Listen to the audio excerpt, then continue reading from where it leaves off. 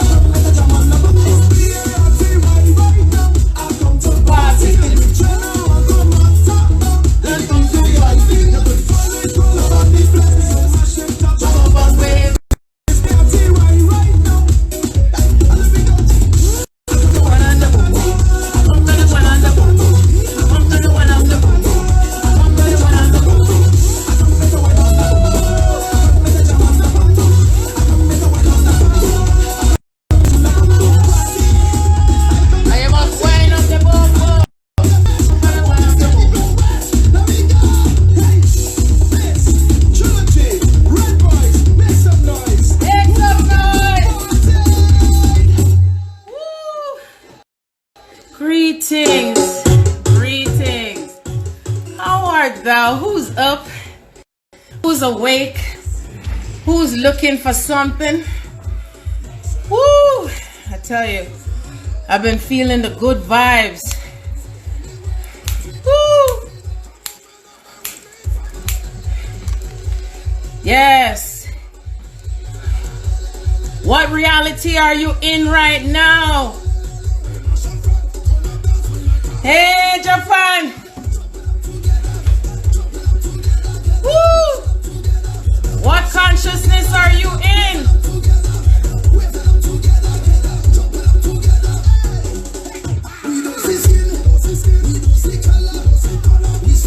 Happy Resurrection Day! Woo!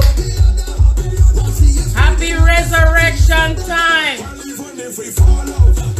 You want to hear the truth, and you can come on over here.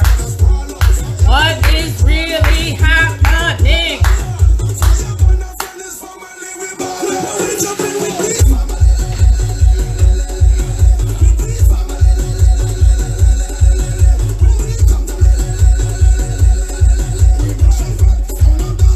The soul was meant to move.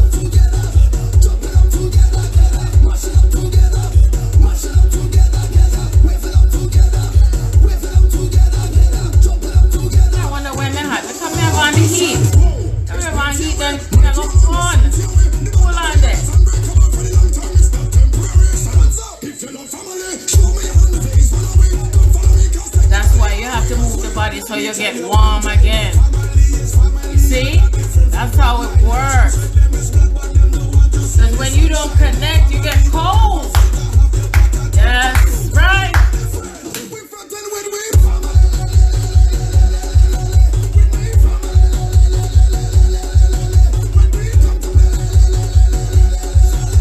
You notice now all the break dance moving, I move one way, you know. I move fast and I move slow.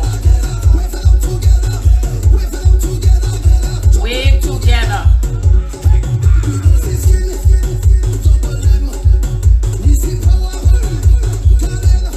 Almost every day I add a new set of music, you know. The Spirit is always talking to me, always, in so many ways, you know? Yeah, man. Woo! How is everyone being today? What a time, eh? Every day I wake up, is another story. Something else added to the mix, you know? And what Spirit says is that we must not be attached to anything that is being spoken out there, okay? Anything and everything. Why? Because it's changing constantly. Constantly. Everything is changing and shifting and moving, and you know, it's like the frequency of everything that's moving in and coming in is so rapid that if you attach to it too much, it shifts again and it shifts another way. And so that's why some people feel like, oh, this information is given with this and this information is given with that, and then it changes. And what's important, what's very important, is staying within your heart and staying with how you're being guided and the truth and all of that stuff. That's what's important. That's what's important. Because no matter what, if you are aligned, if you continue to be aligned with the truth and continue to be aligned with your power, that's what is keeping you grounded, and everything that's moving in creation is what's happening, because Mother Earth is just ascending and ascending. So, you know, I noticed today when I was driving that in my county, there's just so much fear that is still going on, that I'm feeling, you know, in the area. And of course, where I live in New York, the numbers are even higher than how it was in the beginning with Italy and China and all that stuff. But like I said, one of the things that Spirit showed me is not to pay attention to anything to do with numbers. This person, this race have it more than the other, or that and that, because there's so much confusion that is centering around everything that's going on, that the head doesn't know what's going on with the tail. That's right. So in all essence, the reason why it feels so confusing in a sense is because many of us are co-creating these new realities. And what's happening is that those who are in that space of consciousness of hold on one second. Oh, most of us that are in that space of, say, that new reality of finances, careers, like if some of you that are home already and you decide already consciously, hey, even if my job was to say come back, you already know in your thought that you're gonna stick to the change that's happening in your reality. So as you're holding that space of consciousness, it's already starting to dismantle anything that is held in that space of how the old reality is. If you already are in a space of where, I know the Wi-Fi is acting crazy, Mary. If you're in a space of, say, your health, that you already are moving through whatever's happening with your health, and that you're using, natural stuff towards your healing and meditating more, or dancing and singing more, you're using other mechanisms, you're creating a new reality of something that you've done differently or before. If you are more mastering yourself towards what you're feeling in your heart, more than if everything has to make sense, or that there's a bigger picture, you're creating a reality of what you know that is going to work differently for you. So it's almost like there's such a huge spiritual, it would look like a war, but it's so much integration that's happening from the old thoughts and the new thoughts. Okay, and there may have been some things that may have been repeated from early in the week, because the full moon was in Libra, and a lot of it had to do with a lot of balancing between the self, how you identify yourself, and also how you identify yourself with others. And this is where you're moved into this greater embodiment of your self-mastery. And that means that if you're in the thought process of your freedom, and you're not relying on an outside source with this freedom, that means that you are clear in your mindset and thought about what you are creating, that it's at the point where you don't even have to do anything, because it's coming towards you. Everything just starts to emanate towards you, because you're in that co-creation space. So even if everything else around you with anyone else is, falling apart or anything like that, it's really not going to matter, because you're embodying more of the truer aspect and authenticity of yourself. And speaking the truth is very powerful at this time, and embodying the truth. So it's a difference between when you're tapping into a specific aspect of consciousness, but it's a different element when you're embodied in that consciousness. Do you understand what I'm saying? So in other words, if you know you're in a space of what you desire, what you've always desired, even if you don't see it in your physical reality, you already know that it is. Many of us already have been rebelling and saying, hey, I'm not going to do this anymore, and I'm not going to have that. I'm definitely not going to have no vaccines. I am not going to be doing this. I'm definitely not voting again, or I'm definitely not doing it again. It could be anything, okay? And everything you heard me say a while ago, that's what the fuck is going on, okay? Because there's just certain things I already know, and I don't have to repeat it, because my soul is clear. When you're clear on something, you don't have to backtrack and say, Dad, let me go say something here, or I got to go meditate on this. No, when you are embodied in that knowing space of something that you know already it is, you don't have to keep backtracking over and over again. That is that greater aspect of embodying that greater consciousness, okay? And so everyone that is on their level of how they feel with everything going on, some may still be in fear, some may still be focused on the conspiracies, and also some of us may be, focused on getting the truth out and everything that's coming up to the surface. Everything that has been hidden is all a part of the process, you know what I mean? But remember that you don't have to stay there too long. And the reason is because when you stay in it too long, you start to feel your vibrations start to pull down. You literally start to feel yourself feeling like that heaviness, okay? And remember, we're moving towards how can I navigate myself into my power and still feel lighter in my heart, because I know there's a bigger picture. Every time, remember to complete that circle. Remember the bigger picture. If I feel heavy in my heart, then what am I going to do to navigate myself back to feeling lighter in my heart? Meaning that you understand the greater circumstances of everything that's happening right now in your reality. In your reality. Okay, how much are you attaching and detaching? How much are you putting out there all the desires of your heart and allowing everything to still continue to be in divine flow? At this time, it is very imperative to speak to your body, connect to your body, and listen to what your body is telling you and guiding you to do. If you need more rest, get more rest. If you find yourself feeling like your time schedule of what you do is shifting, let yourself be in that flow, because what Spirit has been showing me constantly, and it's existing now, is totally letting go of everything. I want you to understand what everything means. Think about how everything from the beginning of time was when I always said the soul desired to know itself, right? The soul knows everything there is to know. We know everything there is to know from before we incarnated. And we all agreed around a round table or something who was going to play what role, who was going to do what, who was going to be this, who's going to be that.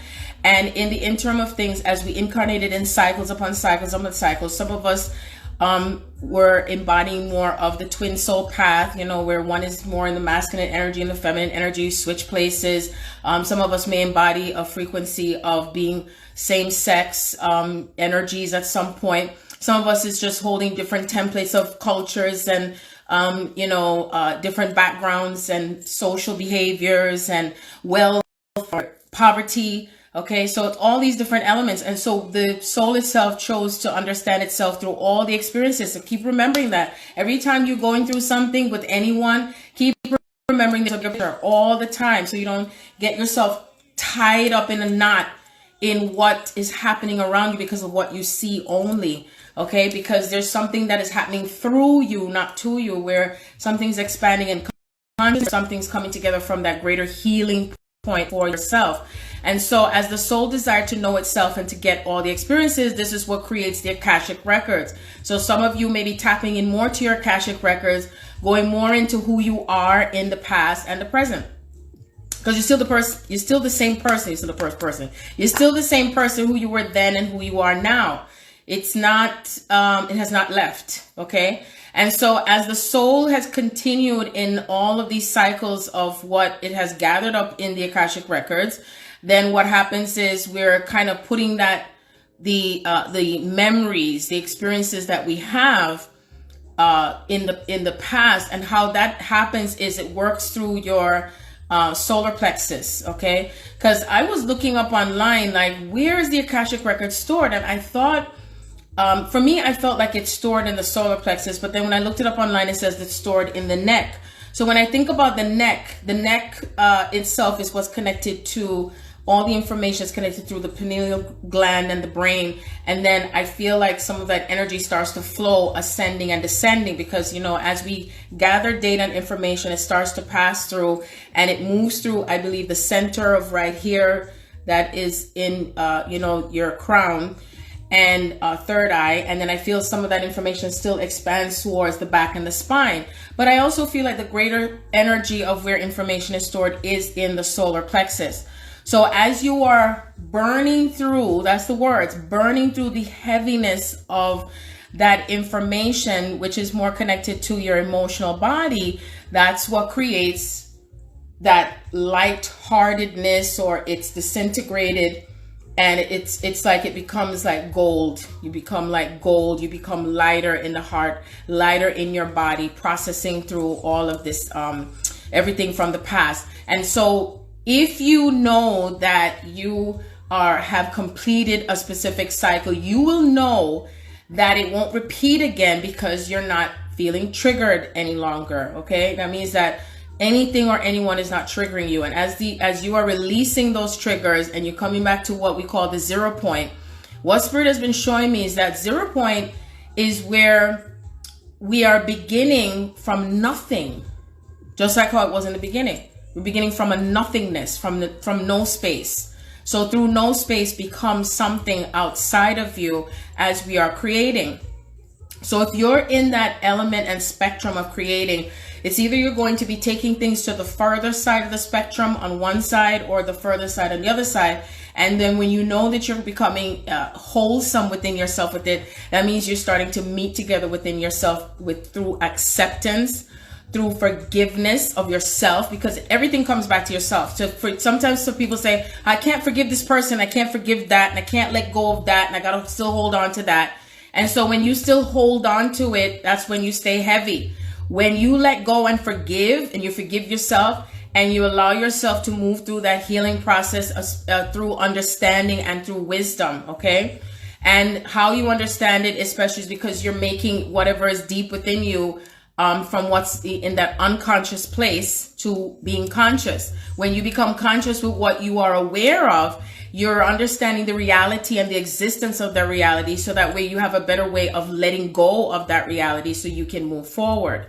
Okay, so as we're moving forward now into these newer dimensional realities of what we're creating, this is starting from zero, from nothing as well. So there's the zero energy within yourself and the zero energy outside of yourself. So that means that you feel free inside. You don't feel that heaviness. You're not in worry about the future. You're not dwelling on the past. Okay, that's how much letting go we're talking about. Anyone or anything around you that is affected, that you're not as affected by it as well. And you are using not only your exercising your inner power, but you're also understanding how important it is for you to not feel as if you have to attach to what you see or attach to what you hear, or feeling affected by what you see or hear, because it makes a difference to how much you are still co-creating that new reality, that you're not attaching to the old reality, because you're releasing the old reality and creating the new reality at the same time.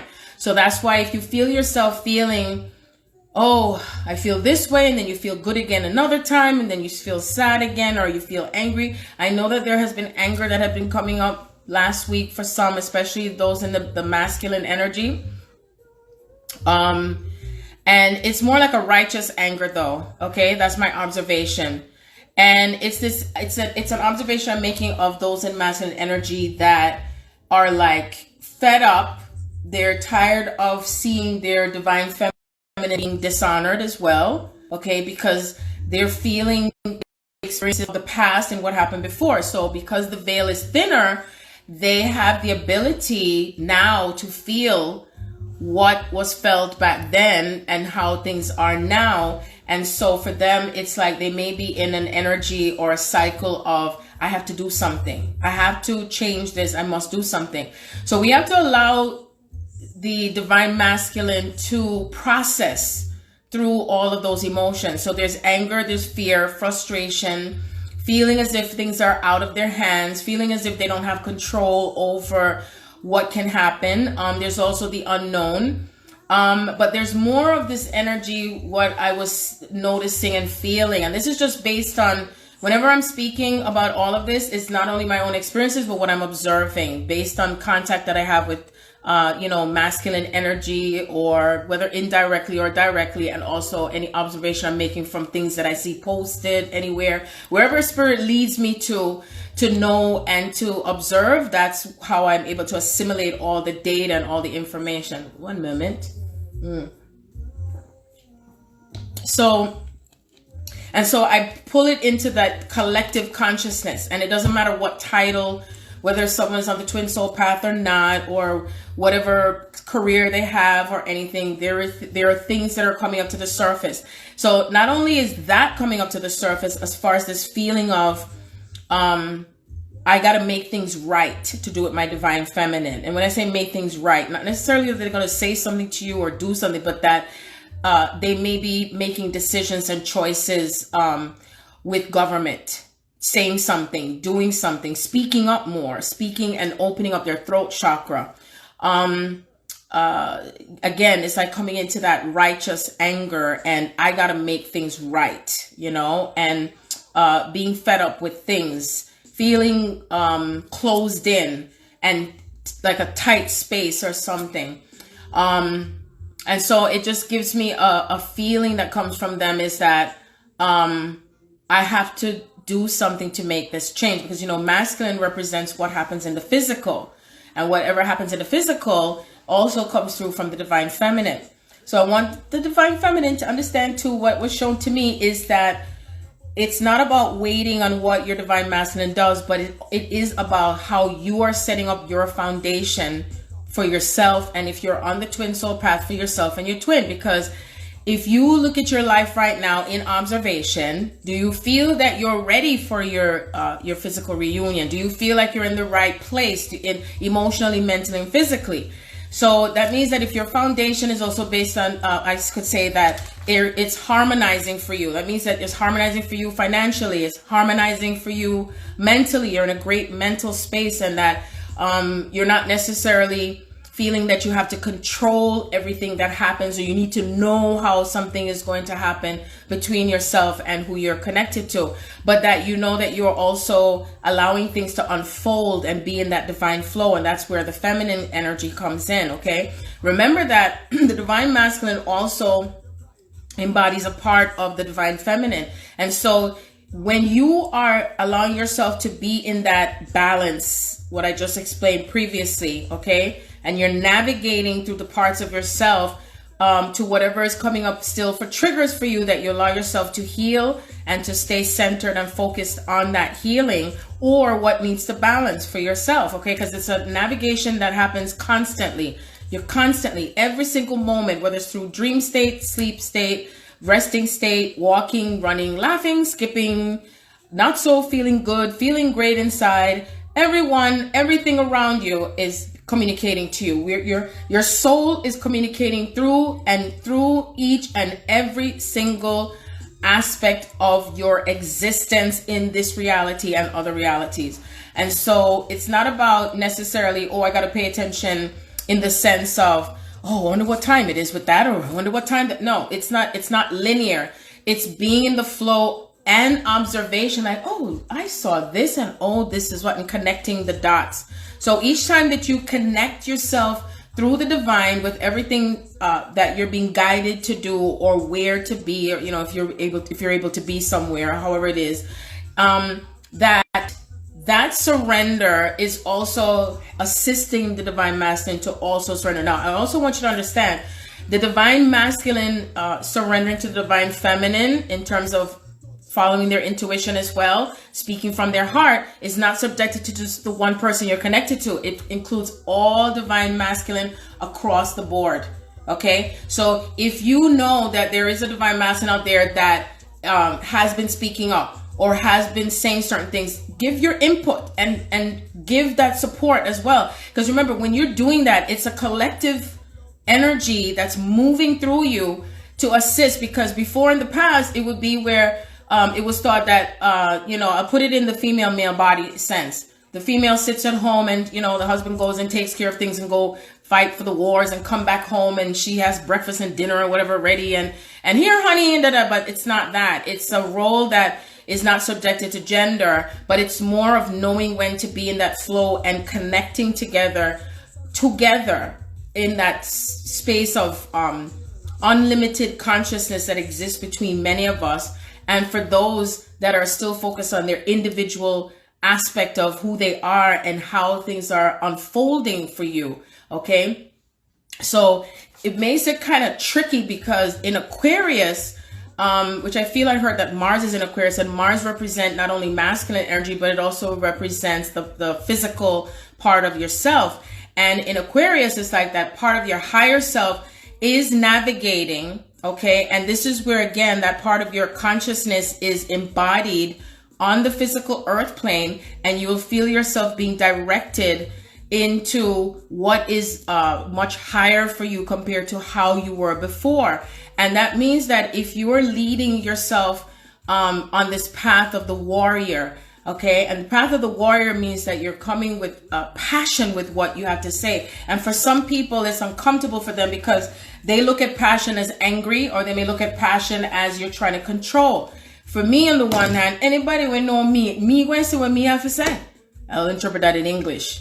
I will say what I have to say, and I will say it loud, and I'll say it louder and louder and louder and louder. And I have no fear, and I certainly give no fucks, because I know in my heart what I speak not only from my heart, but with integrity. And I also am aware of my intentions. Okay. So there's a difference between that compared to if someone is saying something that's projecting onto someone else because of something that they're emotionally connected to that is either bothering them or triggering them, which there's a difference with that. Okay. So if you know and feel in your heart that you see something that, in the past you probably wouldn't say anything and just let it go on by, you know what I mean? Then if you know in your heart, like, well, that's not right, I need to say something, then say it.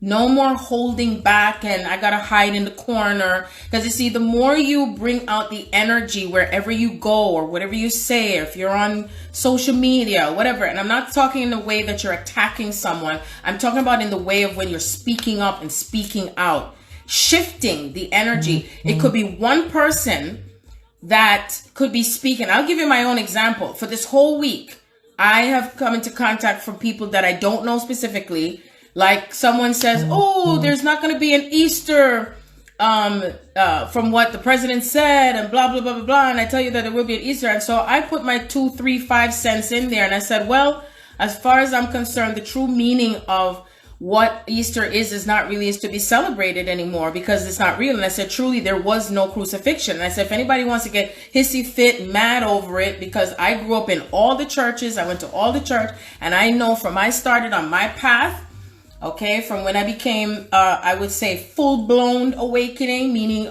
from my twin soul path, every single thing has been led to me to do with the truth. And I'm here to speak the truth and to speak the truth because it not only sets me free, it sets us all free. And I don't talk the truth and then I look behind to say if I have any body that's going to be like, yeah. But the great thing about when I do speak up is that spirit always brings someone along the line and says, oh my gosh, I heard the same thing too. Oh my gosh, you're so correct in what you're saying. So these times of speaking the truth and speaking volumes is so important and crucial right now that it's not for it to be floating in the air anymore. It's time for you to speak up. Greetings, honey bun. Greetings, my gay. It is time for us to speak it. And when you speak it, that's how it's embodying. That's how it's showing up in your physical reality. You understand? And then it goes out in waves. Because even when I went to the supermarket and you know, some people are like, I could feel the energy, like some people are still like in their little fear and stuff. And you know what I do? I start talking and I say, oh, it's all about consciousness. It's all about consciousness. That's what I start talking loud. That's what I'm talking about. That even Charlize and Brandon are like, oh, mommy, why are you going to be so loud? I was like, who gives a fuck? I said, this is the truth. If you know you're speaking the truth, and you're speaking the truth because you know that it is going to change something, that means that you're not to be in fear or hold back and say, I ain't gonna say nothing because, you know, I don't want to ruffle any feathers here or anything like that. No, that is what being the warrior of your heart is all about. Okay, that's what's important to when you know you want the earth to change. If you want to come into these harmonious physical unions, guess what? Everything and everyone around you, whether they're aware or not, is for you to speak up and say something, not even just living it. Okay. So even that person that said when I said that there was really no crucifixion, because that's what Yeshua came to me and showed me, and all the information kept coming to me about what really existed, and that it represents that part of yourself in what you have had to go through as far as alchemy. Okay, that's what it really was. So things were rewritten during that time, because anything that represented you to work through yourself, empower yourself, going through your own inner healing and peace that you need for yourself, and understanding when you're going through your awakening cycle, that you know all the different parts of you is starting to come out, because that's why Spirit showed me that when you're going through your awakening, it's like all your personalities are coming up, but nobody don't talk about that. They start to say you're crazy. They start to say, oh, we're going to take you to the hospital. That happened to 3 family members in my family, that things was happening to them, and they were taken to go to the hospital in the institution. Okay. And when my family was trying to come at me to say that, oh, I'm doing all kind of stuff and everything. And I said, well, have you seen me being, having to go to any hospital or anything like that? No. So therefore, I'm going to stick to my guns in what I am guided to speak and to say. And I've still been doing it. I can't believe it is 6 years now since that time I started on my twin soul path that I'm still speaking louder and louder. So this is where it comes in again. As we are moving through the cycles of what's coming through, not just on the physical plane, but cosmically, that means that the fuller expression of yourself is going to be like exploding, like a nuclear blast. And most people now are going to be ready and are ready to hear what you have to say. If they never wanted to listen before, oh, they're going to listen now. And they may not necessarily tell you that they're listening, because they're going to be sneaking and looking and watching and listening and all that stuff. So this is your time to create now the physical things. So that means that even with the government, if that means that there's things for you to apply for, if any one of you have your own business, there's all kind of stuff out there that you can apply for. Just Google anything out there that could be offering grants for businesses, especially for colored people, because there's one of them that I was led to that's coming through from Verizon, and they're going to be opening up another thing by mid-April.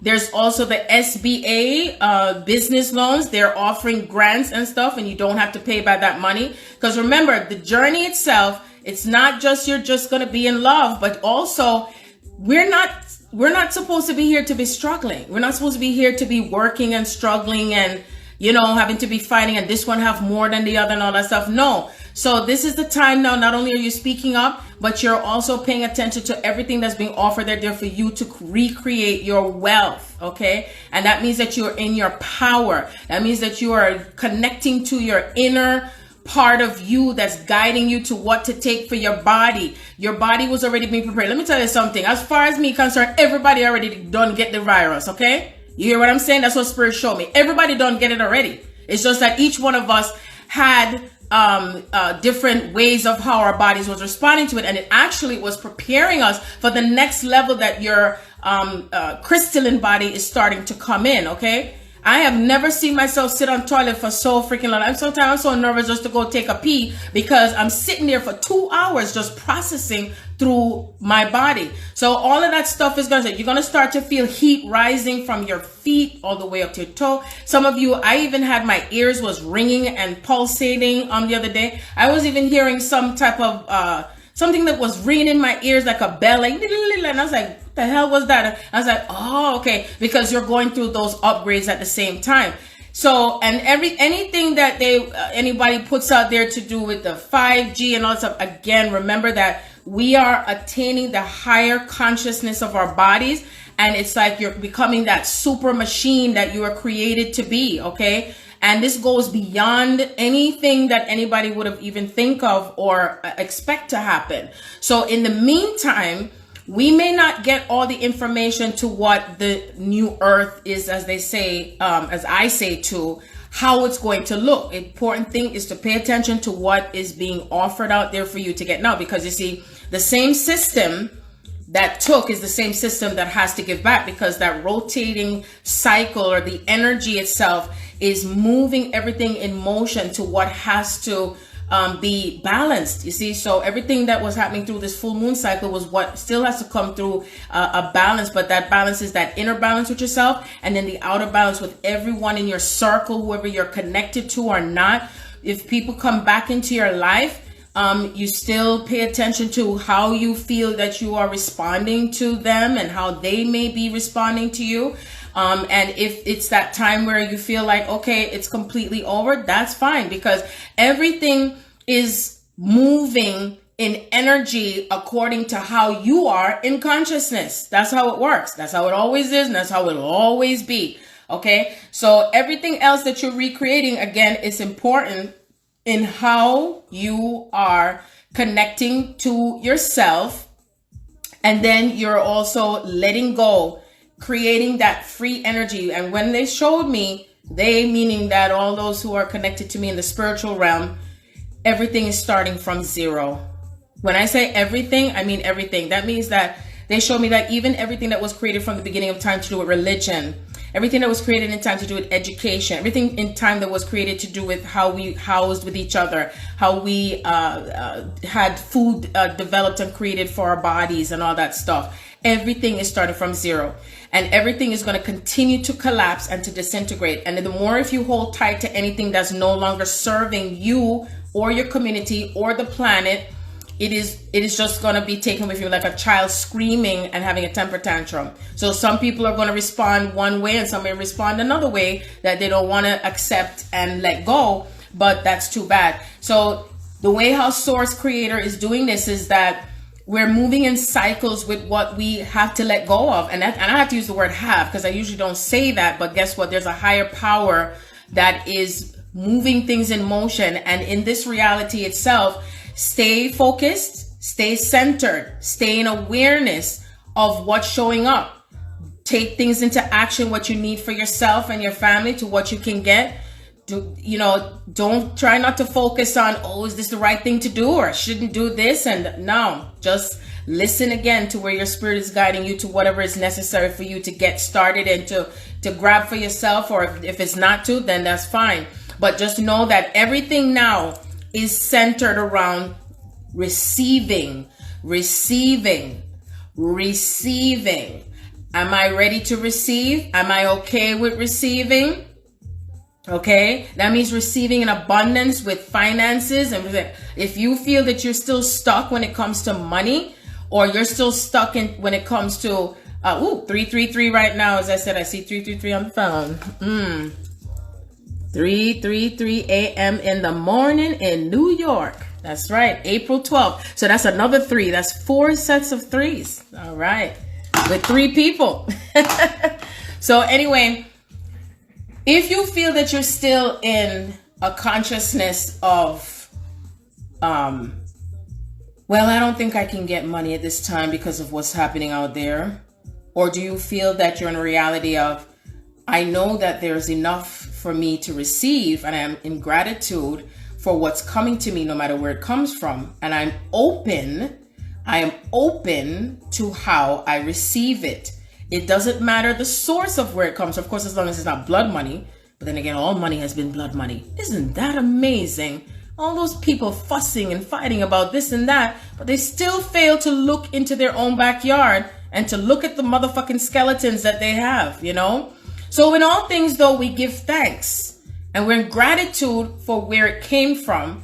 And we're in gratitude for how we are receiving. Okay, so if you feel that you still have a problem with receiving, work through it. Because it's not only yourself that you're working through, but it's also your ancestors, your family. Okay, if you feel that you're struggling in that, you have to work hard to receive the money, and you have to go back to the old ways of how you receive money. Ask yourself why, and see how you can align with your abundance, because it flows through you. It flows through you, through your solar plexus. It also flows through you from your heart because you're open to it. Okay. And it also flows through your ears because you're allowing yourself to receive in what you hear, not just the physical aspect of hearing, but listening, because it's like a bell goes off and said, oh, shoot, this is something that I can get something more than what I realized. Because in all intentions, I'll never forget when Archangel Gabriel said this. He said, in all things, when you if it's either a prayer or a meditation or attitude of gratitude, in all things say, I am thankful and grateful for what I receive above and beyond my expectations. Because when you're receiving above and beyond your expectations, that means that you have an overflow and it's coming in more than you thought was going to happen. And you have so much that you can choose from. And a lot of times there are many of us, many of you, who are afraid of abundance or afraid of receiving and have a fear of success. Okay, so if you feel that you have a fear of success, so you have a fear of going beyond what you feel you can be and do, then keep working through that. You see, because right now, again, the window of opportunity of what's happening, so many windows of opportunity. There's windows of opportunity for people to ascend, windows of opportunity for people to let go of the past, to let go of the belief systems. What are the belief systems that we're releasing now? Oh boy, there's so many. The fear of being annihilated, the fear of not having enough money, the fear of what's going to happen, the fear of what the government's going to do, the fear of what the world is going to look like, fear of death, fear of anyone else around us that may die. There could be fear of lack too, you know, like I got to grab up everything at the supermarket everywhere I go because I'm afraid I won't be able to get it. So, but even if you're not in that frequency, are you able to master yourself around you and with you and for you with those who are in that energy? Are you able to ascend above it and still look and understand that they are where they are in their reality, and that you don't have to stop yourself from still creating and co-creating, even if that person doesn't understand, or even if they're not ready to receive, but you are? Because a lot of times we tend to feel that, well, I'm ready to receive, but this other person is, so you kind of hold yourself back, you know, because you want them to join you, and you feel bad and stuff like that. Well, guess what? Everyone has a choice. This is choice time again, more than ever. They choose where they desire to be. You know, they say you can lead the horse to the water, but you can't make them drink it. You can't. You just can't. You see, so we're going back into a time of where we came from, abundance. Okay, because I know for me, I am always creating myself in abundance. And I don't even have to do it over and over again because I'm already there in my consciousness. I already embody that consciousness because things flow through me all the time. Even if I'm not thinking about it, it already comes towards me before I even think about it. I'm like, oh, thank you. Simple, very simple. I didn't even have to jump up and down. I never have to light up nothing. I didn't have to sing. I'm singing only because it makes me feel good inside. I dance because it makes me feel great inside. I do my hair because it makes me feel sexy inside. It makes me feel good. I wear nice clothes because I love to wear nice clothes because it makes me feel great inside. I put on a little bit of my little lipstick and do my eyes myself if I need to. Wear my ears because it makes me feel great inside. It lifts my vibration. So every moment that I have to raise my vibration, and I don't keep the same hairstyle all the time either because I love having all these different expressions. You know what I'm saying? And you know why? Because it keeps me elevated again.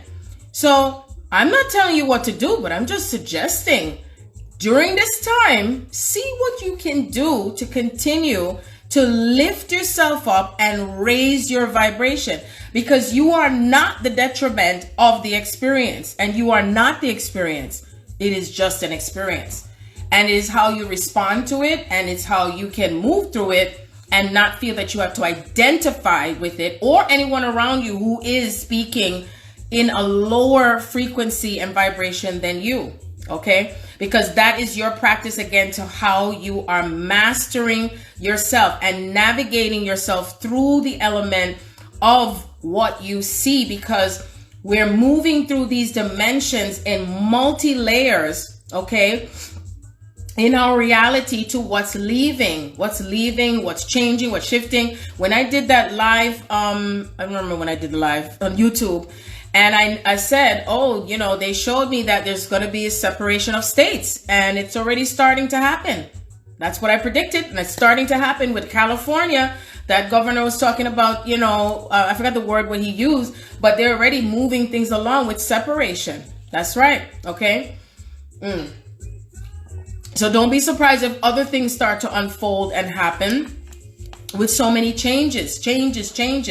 Insurance companies are starting to give back money and all that stuff. So think about everything that has been taken. It's in that thought process, that consciousness itself is having to balance out. Okay, that's what's happening. So align yourself with what you are receiving, okay, abundantly, even through the element of everything else that has been taken. You see, that's right. And anything else that you desire, then put it out there. Put it out there in thought, and then align with it. If you don't align with it, then it's kind of like, okay, I'm here. I feel you. I'm in thought. But then if you feel, well, I don't know if it can happen, or I need for something else to happen in order for me to receive it. You know, I got to have the money to receive it. Remember, there are things that you can receive without money. There are things that you can receive based on bartering, or just you think the thought and all of a sudden someone gives it to you. All of a sudden spirit just brings something in your reality just because of your thought.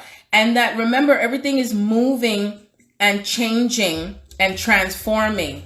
Okay, money is transforming. The ways that we exchange energy is transforming. There are some people that are holding on tight to what the money should be, whether it should be digital, keep the paper money because you're going to get it through the virus. Again, mastering yourself from out of the fear and putting yourself into a thought of, it really doesn't matter what shows up with this, as long as it is for the highest of intention.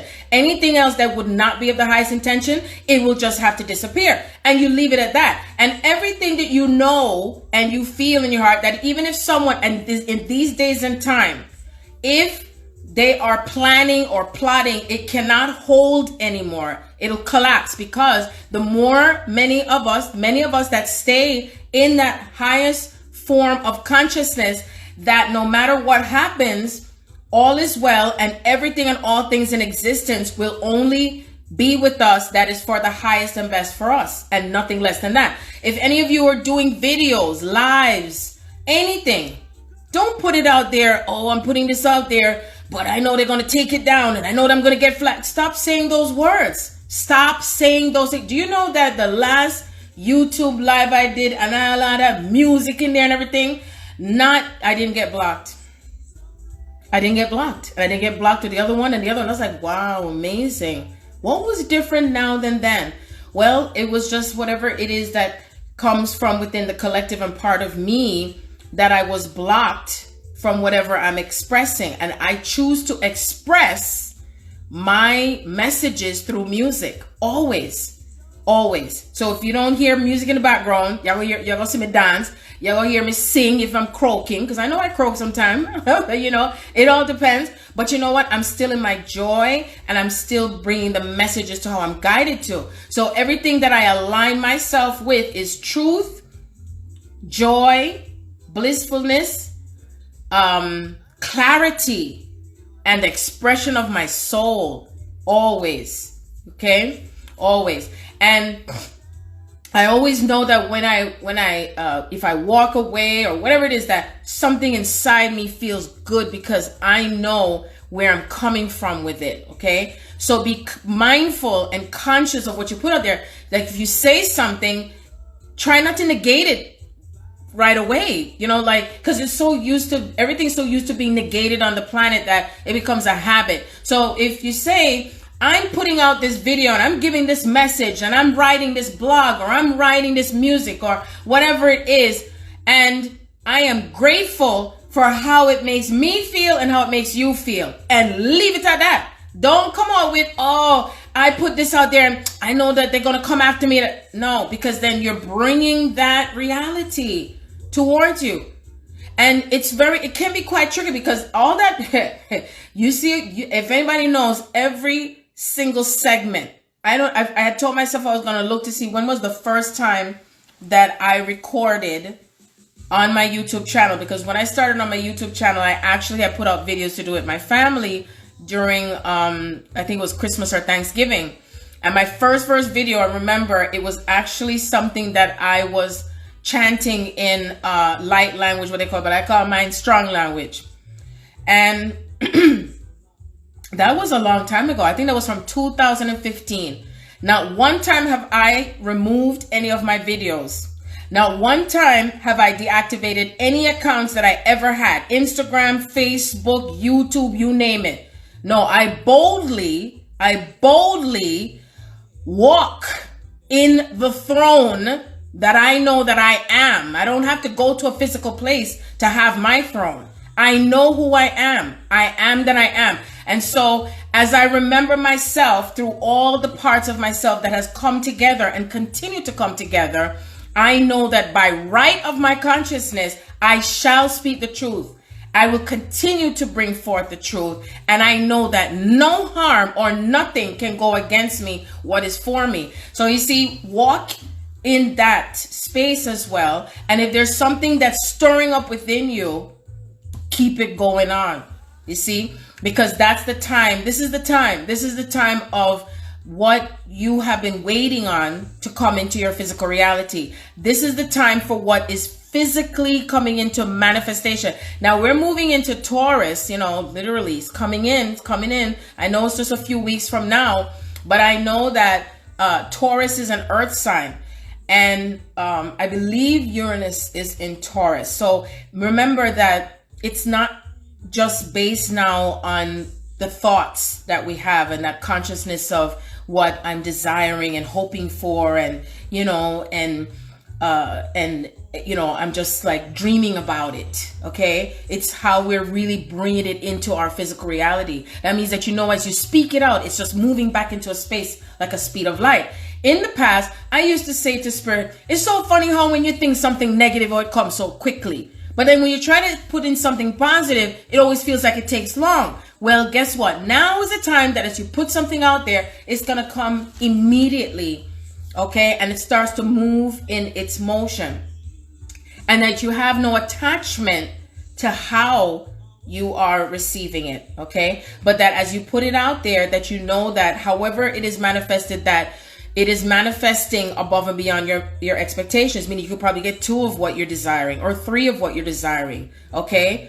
Or better than what you are desiring, but that you let go, you let God, universe, cosmic, the all there is that's working with you. Because I'm telling you that another thing that was told to me and I heard was that a lot of our galactic family is going to start to show up. That's right. They told me that more of them are going to start to show up by 2022. Because I was like, really? I was like, wow, that's going to be very exciting.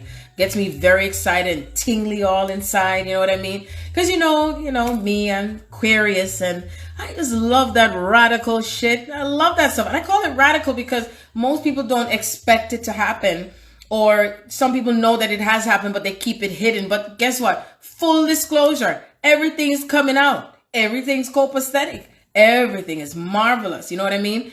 And a lot of more species are going to start to come out as well that are going to make themselves known. Species that you've never seen before. That's what they're also saying. Okay. And everything is just going to keep moving towards this spectrum and this reality of change, even with things that we're not expecting. So they're kind of showing me that there is some more things that are coming that is going to not only break down more walls, but there are more people that are going to be leaving the planet. I'm telling you, by the time these cycles come into, which they're telling me that there's another element I'm hearing right now, there's another element of something that's coming in like a tornado, but it's not a tornado, but it's so huge. It's like a cosmic force. So I don't know what this is, but there's a huge cosmic force that's coming through, but that's not coming through. It kind of feels like it's not close, but it's further out. So when I feel into it, it could be a year from now, but it's so huge. It really looks like a tornado, but I know it's not a tornado. This is something that's coming through planetary is what I'm being shown. Okay. It's almost like a huge physical ship landing somewhere. That's how it feels to me. I don't know. That's how it feels to me. And when these things happen, it's not war. It's peaceful. It's really, really peaceful. And the reason why it's going to start to happen is because the energy that's coming through on the planet is going to be more open to receiving this happening. You see what I'm saying? And each one of us, whoever remains behind, has to reach to a certain level of consciousness in order to experience this, because they showed me that during this time that it reminds me of what was written in the scripture when they say two is in a field and one stays and the other one goes. You see, one stays and the other one goes. But this time and this energy time frame right now is how we are really resurrecting another layer, another aspect of our higher selves. How much more we're coming into the avatar. Now I know why I saw the blue bridge, because I was like, oh, it looks so beautiful. The bridge looks so blue. And it made me feel like I was on another planet, you know, and which I am, but you know what I mean? It's like I felt like I was on another planet.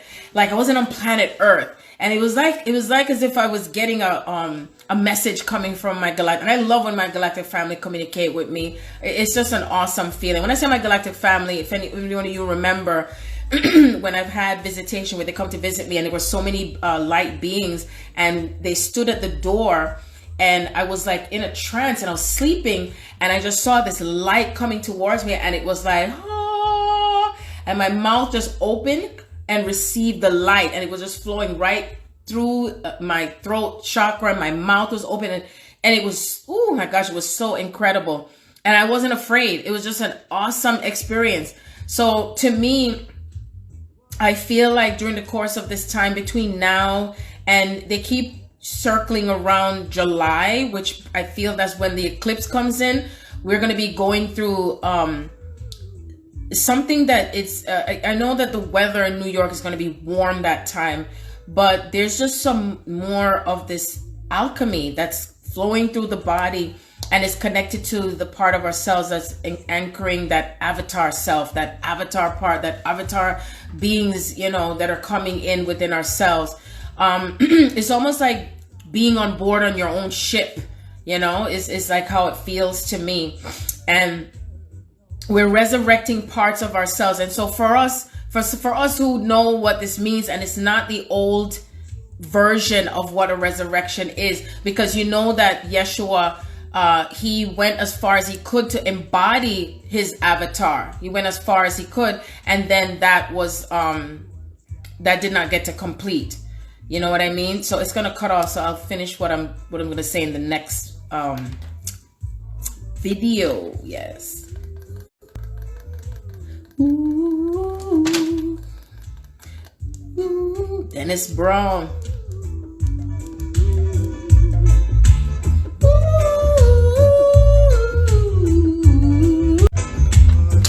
Dennis Brown is one of reggae artists. He always spoke about love, you know. Sitting here watching two silent living. They could always thinking of getting to know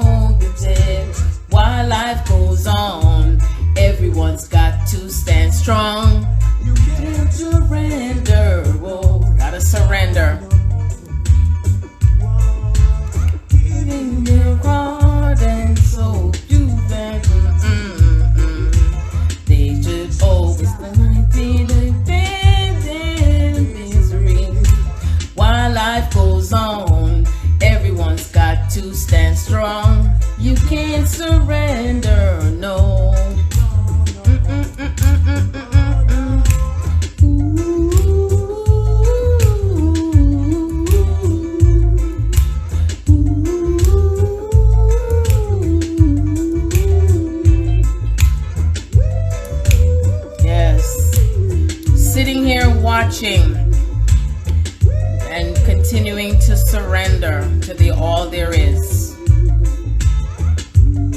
So I'm hearing coming from spirit, the true resurrection of the Christ, you know, the true resurrection of the Christ. And it makes a lot of sense as to why there would be even more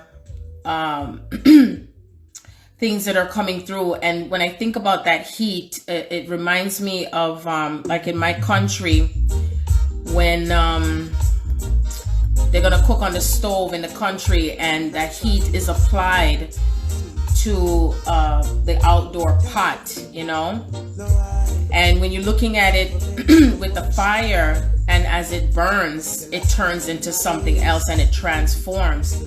So everything that's connected to the C virus is a part of this alchemy that the divine masculine is, how do I say, receiving. And so he's receiving this. This is his initiation. It's like an initiation. It's like burning through all the stuff that has been attached to patriarchy. Everything that has been attached to the old template and the shadow aspect of the feminine, the shadow aspect of the masculine, because you know the shadow aspect of the feminine is what they had been attracted to. And when they had turned away from their true divine feminine essence, they were more attached to the energy that was embodying control and power over another, you know, attaining more of the physical things of the world, like money and power, control. And so now this is where things are going in reverse, or it has been occurring in reverse. It's moving in this process of this reverse cycle of tuning into Mother Earth, okay, connecting and tuning and feeling, because they're already feeling Mother Earth. They're feeling the vibration. Like I remember when you feel like you don't want to hurt a fly, you don't want to disappoint the feminine, and feeling the connection from the heart. And so as they're going through this alchemy, it's like, because the heart is tugging and pulling, even the creatures of the land wanting to be protectors of the land, protectors of their divine feminine, protectors of Mother Earth. And so as they're working through this this alchemy, the thought that is occurring with them is trying to understand themselves again. Because remember that the videos that I spoke about to do with the new higher template of the sacred masculine, and every time they show me this image, like the mummy, when the mummy was going through its transformation, it had to get the organs of the body of the other people in order for it to what do I call it, like resurrect itself, okay? Because it wasn't completely resurrecting itself until, greeting Sophia, it couldn't complete, the mummy couldn't complete until it had all the organs that came together. So the divine masculine has to bring himself back together again, not only through his physical body,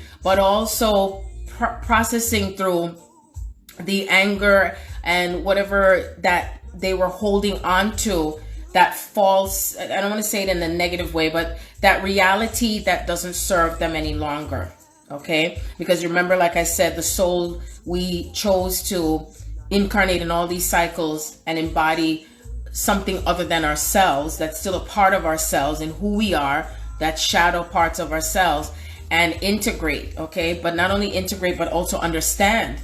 So in other words, even when we move through the awakening cycle, right, of understanding ourselves and really knowing what has happened before, then we move through the healing process and forgiving ourselves from the past and forgiving others, because remember, each person that we connect to is also embodying something for us to look at in what is showing from within ourselves. And so for the divine masculine, they have to work through their own healing and how they process what has happened in the past with who they are. Okay. And you know that there's a lot of stigma that have been placed on masculine energy. You know, all the names that have been called and what they have been connected to. And so they have to work through their own emotional feelings, their own connection to this life, their families, where they have been controlled. They're working through the mother energy, their own relationships that they've had with their mothers. And there's different types of relationships with mothers. You have the ones that were controlling. You have the ones that hang tight on, you know, for dear life. You have the ones that are, there's also that codependency. They're having to just work through all of that. So, oh yes, the social distancing is definitely helping, but I still know that they wrestle with what does the divine family feel like for them, because if some have come from dysfunctional families where there's no connection, it's like, again, we're starting from scratch, we're starting from the beginning. If they've also been tied and connected to religion has been one of the biggest, huge blocks when it comes to being able to move forward. That's what I realized.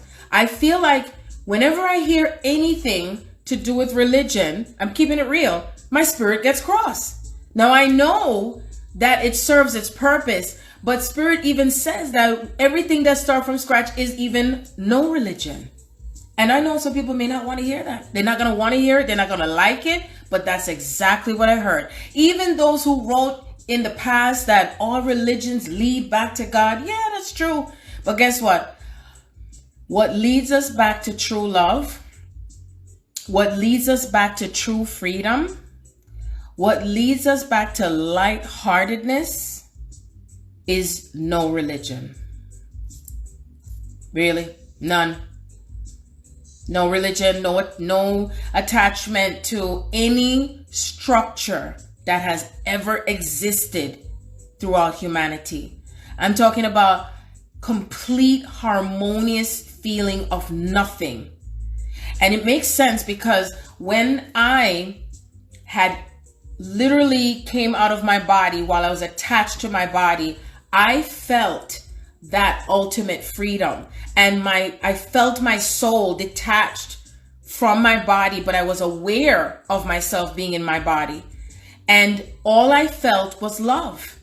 There wasn't anything or anyone else with me with that. Not even my twin. I wasn't even focused on him. All I felt was the everlasting, overflowing, abundant, my whole body, heart, every part of my being was feeling this love. And I didn't care about anything else. I didn't care about bills. I didn't care about eating. I didn't care about drinking, nothing. Sleeping, none of that mattered to me. Nothing, because my soul was filled with joy in recognition of herself in this body. But first I had to come back down to the size that I was, that shrunk in this physical body, this density, okay? Because I wanted to know myself in this body. So I worked through layers of my own resurrection. I worked through layers of my alchemy. I worked through layers of what I knew to be the truth, you see? And the truth is, there was no connection to this blissfulness attached to anything that was created by mankind. Nothing. So I even know that I don't even respond to anything that's celebrated with anything the same way. I just don't. And I know that a lot of things have been created from many, many other realities. So when I think of, and not even the names were there any attachments. All I knew, what I felt was love.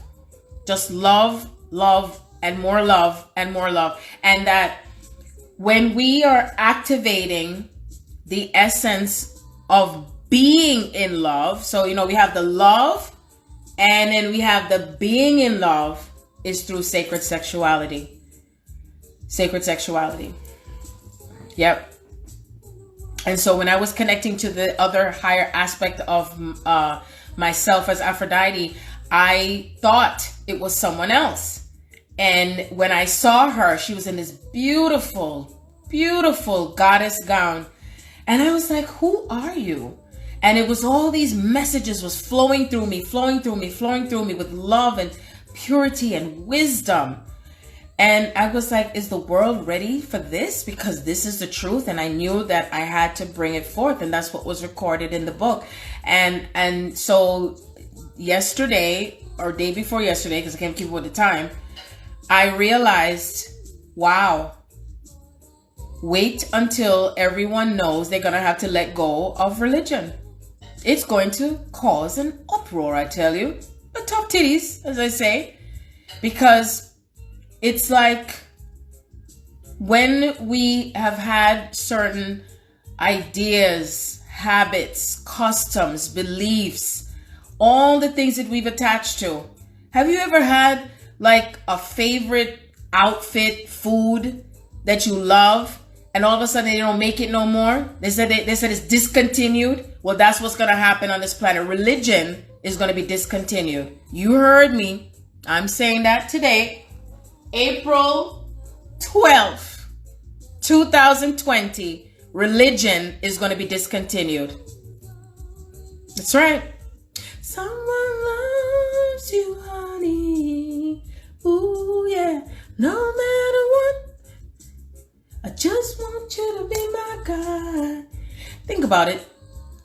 Every religion has been attached to something that still includes dogmatism, that still includes the dissension of consciousness, and also no inclusion of the divine feminine or the feminine principle. So as far as I'm concerned, whenever I see anything out there that pertains to religion that I see and my soul guides me to, I say, oh, nope, sorry, didn't exist, doesn't exist. Okay? And I said, I must speak truth in volume. I said, as far as I'm concerned, if it does not include the honoring of the divine feminine in any way, it is not flying. And so, as far as I know, I've been to every single church, every single religion that has existed that ties to communism and wars and separation, right? What else again? Dogma, fear factors. Why would that come to the new earth at all? And you know, when I started out in the book, I was like, I was having compassion because I know I was still tied to and connected to all of it. And I still understand that it was created in the beginning of time because we had to go into separation. And we separated ourselves to understand ourselves through all the consciousness of creation and expression of self. And where has it brought us? Where has it brought us? From all these centuries. Has it worked? I know it hasn't. And then the religion created the aspect of money, and then the money turned into evil. But it's only evil for those purposes who would serve for others, but not for the masses. Only for those who feel it was important for them alone. And so our indigenous people were murdered over the money, and there were people that were killed over their own ways that they were worshiping the earth. See, those who are worshiping the earth, and I won't just call it worshiping because worshiping it feels heavy. It feels like you're giving credit to something outside of yourself that's still a part of you. So I call it honoring the earth, honoring ourselves and our connection to the earth. That feels lighter, you see, and it allows us to be open when I think of the word honoring. And not using the word religion. See? And most people run from love like the plague. But as soon as you say religion and money and politics and government, they're ready to hear that. They jump so motherfucking quick to that. You see? But it's not my business anymore. It's not. Because I know the truth and I know what is working for me. And I know and I have the vision. Not even the vision. It's shown to me. I felt it. I know it. The Garden of Eden. The return of the Garden of Eden, the return of true love, the return of true connections, the return of the light, the return of the Christ consciousness is here now as we're embodying it in its physical form. It is showing up through the divine feminine, and it is also showing up through the divine masculine. These codes and the template is like truly moving through so quickly. Faster and faster and faster. So if you're still holding back and moving slow with it, Spirit does not give up where you're at with it because it's still moving faster and faster. Did you hear what I just said? Oh, that was the silent button. Spirit doesn't give a fuck how slow you think you want to move with it because it's still moving faster and faster and faster. Okay? By the time you feel you can catch up to what you didn't hear last week or did or whatever, it is happening right now. You see? And so the essence of this consciousness itself is moving like a rocket launcher.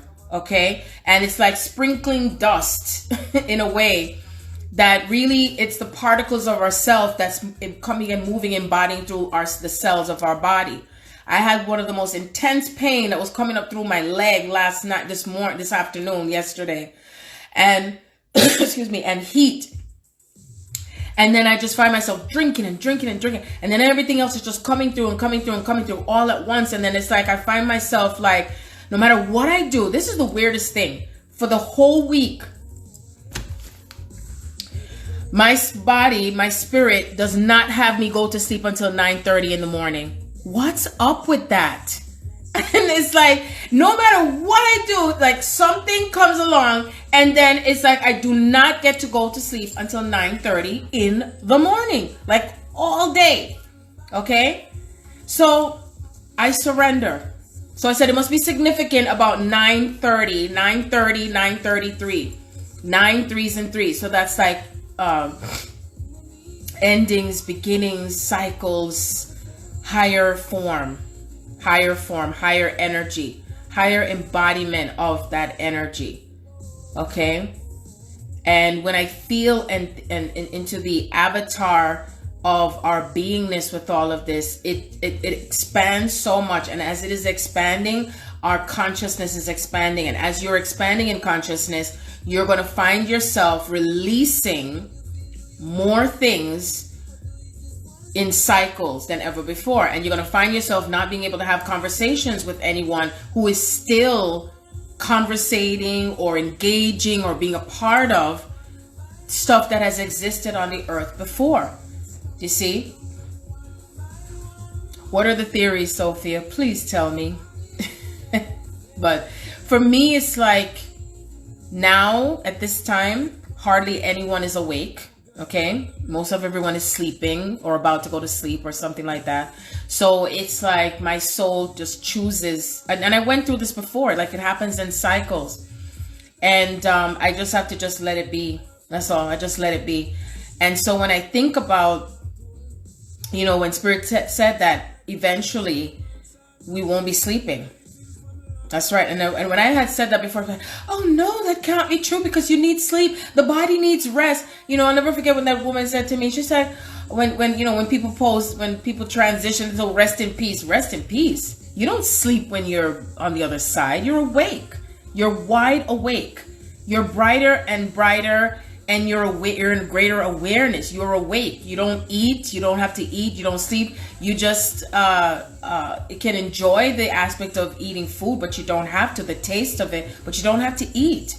You're sustained by the light. See?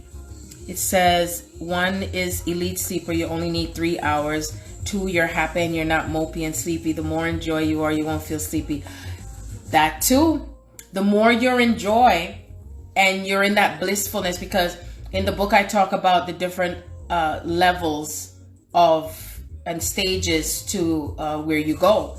And when I did a survey and I asked most people, what would you consider to be where you can be at the highest place for yourself in consciousness? And almost every person identified being in the highest place of joy to do with someone else. And when I say someone else, not necessarily a relationship, a child, or what kind of work they do or whatever. And I said, well, what if I told you the highest attainment to go to, okay, is making love. Making love is what brings you the highest place to God, to a source creator. And they look at me dumbfounded. And I said, but it's true. It is true.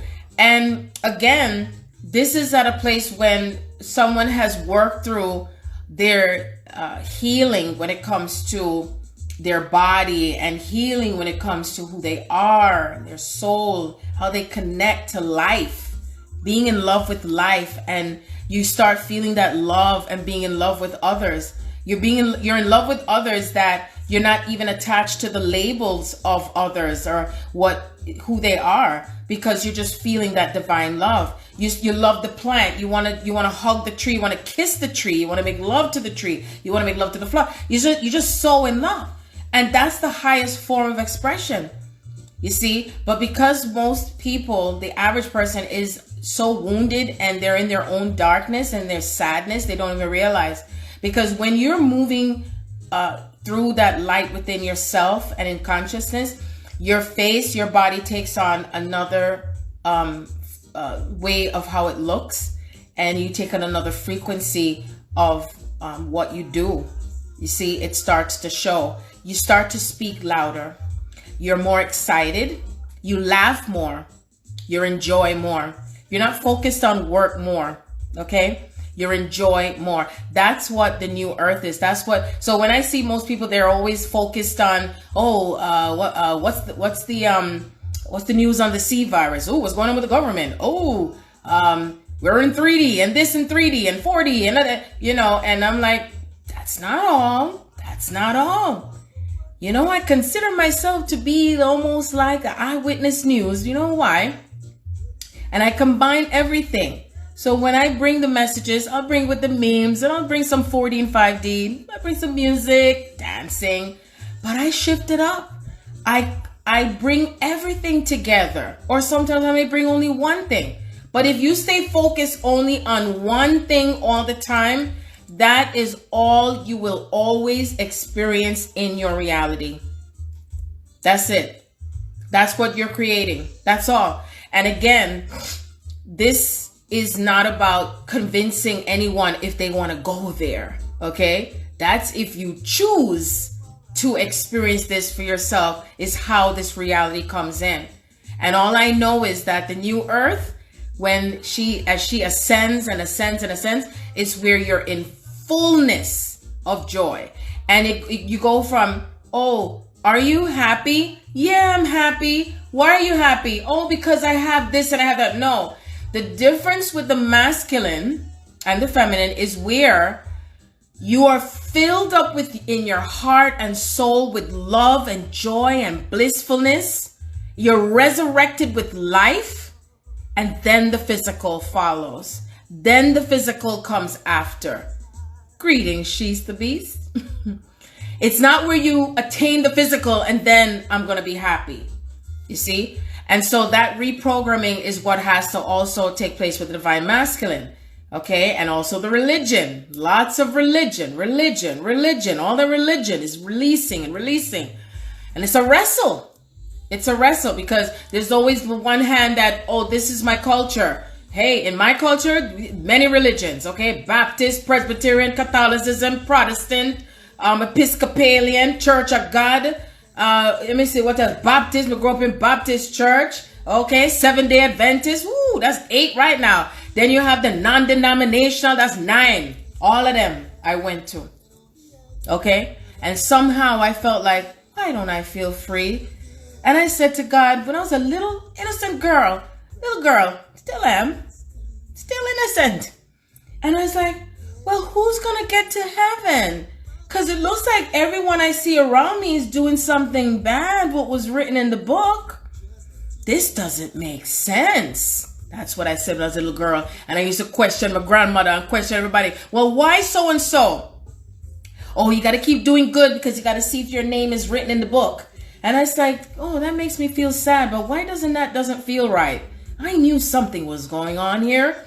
And so Sharon was investigating, because that's who I've been all this time. I always investigate. I told my kids yesterday, I said, you know how much of a rebel I was growing up? The only thing I used to get in trouble for all the time was my mouth. Every time. Because you see, if you don't make sense to me, then you're going to get mad. Because guess what? I'm going to ask you about it, okay? Because I said to my grandma, I said, where do babies come from? And she come telling me about come from the stork. I was 12. And so when she left to go to work, I said, all right, I'm going, me going to find out. And she was a nurse. She used to deliver babies at the hospital in the Bronx. So I used to live right down the Bronx on near Castle Hill Avenue, right there on St. Lawrence. And so as soon as she left, I went and I got the medical encyclopedia. I looked it up. And when I opened up the book and I saw the vagina, I was like, oh man, she lied to me. I was like, oh, dip. And I called her up at work. And I was like, I used to call my grandmother mommy. I said, mommy, why you lied to me? Why did you tell me that it come from the store and the baby come out of the vagina? She couldn't say anything to me. That's right. So, and see, I was already using my intuition from that time. Anytime anything look fishy or sounds fishy or you take too long to answer, I'm going to investigate. So that's why when I said to God, I said, well, if everybody's there, because, as soon as anybody started talking, and I didn't even know I was intuitive, empathic that time, all I know is as soon as anyone starts talking, I get images right away. Yeah, you get inquisitive and they get mad and everybody gets quiet. They all get quiet, right? I used to literally throw myself down on the ground when my mother told me I had to get ready to go to church because my grandmother said was the one that I had to go to church. But Spirit said I still had to go to church so that way I'd know the scriptures, because there's still some little truth in there that I squeeze in because, even the religious people are the ones who hold on tight for dear life. I know the scriptures because I come with the scriptures, so they keep their mouth shut because they want to say it's so literal. And when I come with the wisdom, they're like, oh God, all right, I'll see you later. That's how it was for me. And I'm glad that I have always been that way and I will always continue to be that way. Like I said, all I got in trouble for was my mouth. Like I didn't like nobody repeat everything over and over again. And my mother and everybody, Sharon, don't forget to do this. Sharon, and I'm like, I heard you. And them slippers came right around the corner, go boop, right in my mouth. Okay, that's right. So I remember myself like that. Yes, I did. I did not like to be annoyed when I was growing up. I heard you the first time. That's good enough. Okay? If you lie to me and don't tell me the truth, I'm going to motherfucking find out. And I'm going to confront your ass. Yes, and me will tell you about your parts. Even when my dad, bless his heart, I love my dad to life. His birthday was 2 days ago, my dad. And you're laughing. You're not going to feel like a joke. And so he had his little side chick on the side. And, later on in life, his side chick ended up babysitting my son, Damon. And she was like, I can't believe that you talked to me. I said, well, why should we hold grudges? I said, we can talk like adults. And I had no grudges with her. And she certainly did babysit. And that's one of my brother's mother. So, I have relationships with her that it's not, you don't have to be an enemy. You don't have to be an enemy. But anyway, when I was 12, everything happened at 12. Isn't that interesting?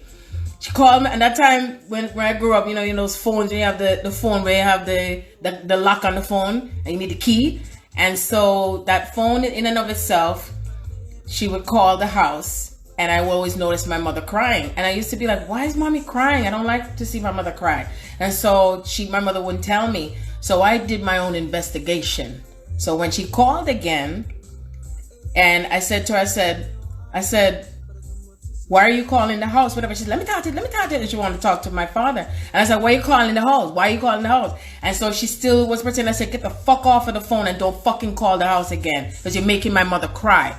And even though, because in black families, when you could get a beating, but I knew I would not get a beating because I knew that my father could not confront me about that shit. Hell no. So I took a chance and it worked. See? So even then, I knew when it was time to speak up because I didn't like to see my mother in pain. But you see, my brother's mother, that same woman, she was in her own pain because my dad was in pain from being abandoned by my grandmother, who had to come to the States to work and do what she could to get her kids to come up here. And if she didn't come to the States, I wouldn't be here. I would probably be in Jamaica. So you see, everything goes in circles and circles and circles, and it intertwines and it relates, you see? And when I think about myself and who I've been and the empowerment that I've had during that time, and I was still quiet in school, and studying and all that stuff. But there was always this part of me that had that rebelliousness for what is right. Like my daughter asked me, Mommy, have you ever been in a fighting school? I was like, no, but I remember when I took a pencil and stabbed this boy Timothy in 2nd grade because he kept bullying this girl, and I couldn't stand it anymore. And I stood up for her because she was what they called autistic, and I had enough. So I always reached that threshold. But so we think about how we come into that aspect of ourselves as we get older. A lot of times we may feel programmed into not speaking up and to let things just slide.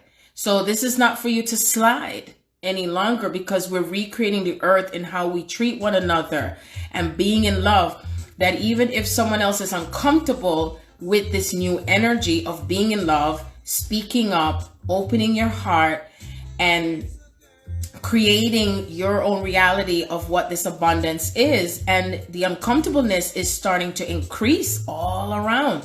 And for me, I'm in my joy. So however it may be for someone else uncomfortable, I'm in my joy, and it doesn't affect me, meaning that I'm not in a space of oh man, I feel so bad. No, because I did forewarn from years ago, and I did say that there was going to be a massive awakening. And all I look at it is just the delight of source. And when I go outside and I can feel Mother Earth is breathing again, not saying she wasn't, but she said I had to purge out all that energy. I had to release everything that was no longer serving us, that represented that heaviness, that represent all the fears and the blocks. And so that seed thing had to come through, just like all the plagues that have existed throughout humanity, and everything that has kept us down, anyone that has tried to be in control of us, all who came into this lifetime to embody. Because, you know, I know that some people feel that, or they might think that it's only the physical people on the earth that we're processing energy. No, there are people who have died, transitioned from centuries ago, that are still embodied on the earth. So every region where you are, if you were led back to an old region or another area, you are clearing out energy from in that region from where people may have died. Or people, that's when I was at that other house, you know, I said where I was on the Underground Railroad, it was hundreds of thousands of souls that were there. And every time I fell asleep, they came into my bedroom. And they thanked me before I left. I heard the door open and they all waved at me and said, "Thank you, Sharon. Thank you. Thank you." Okay. They actually came and had a party in my bedroom when I was sleeping. When I first got there, they were in joy because they knew what my presence was going to do with pushing through that old slavery template. And I really felt like I was on the plantation with the massa, what I went through and experienced with the landlord. I had to push through it. And when I went to the judge, when I was taken to court and all kind of bullshit, it was just crazy. I literally saw myself in that past lifetime with that judge when she said, "No more, da da da da da." And I just kept surrendering and surrendering. I said, "Mother, Father, God, thy will be done on earth as it is in heaven."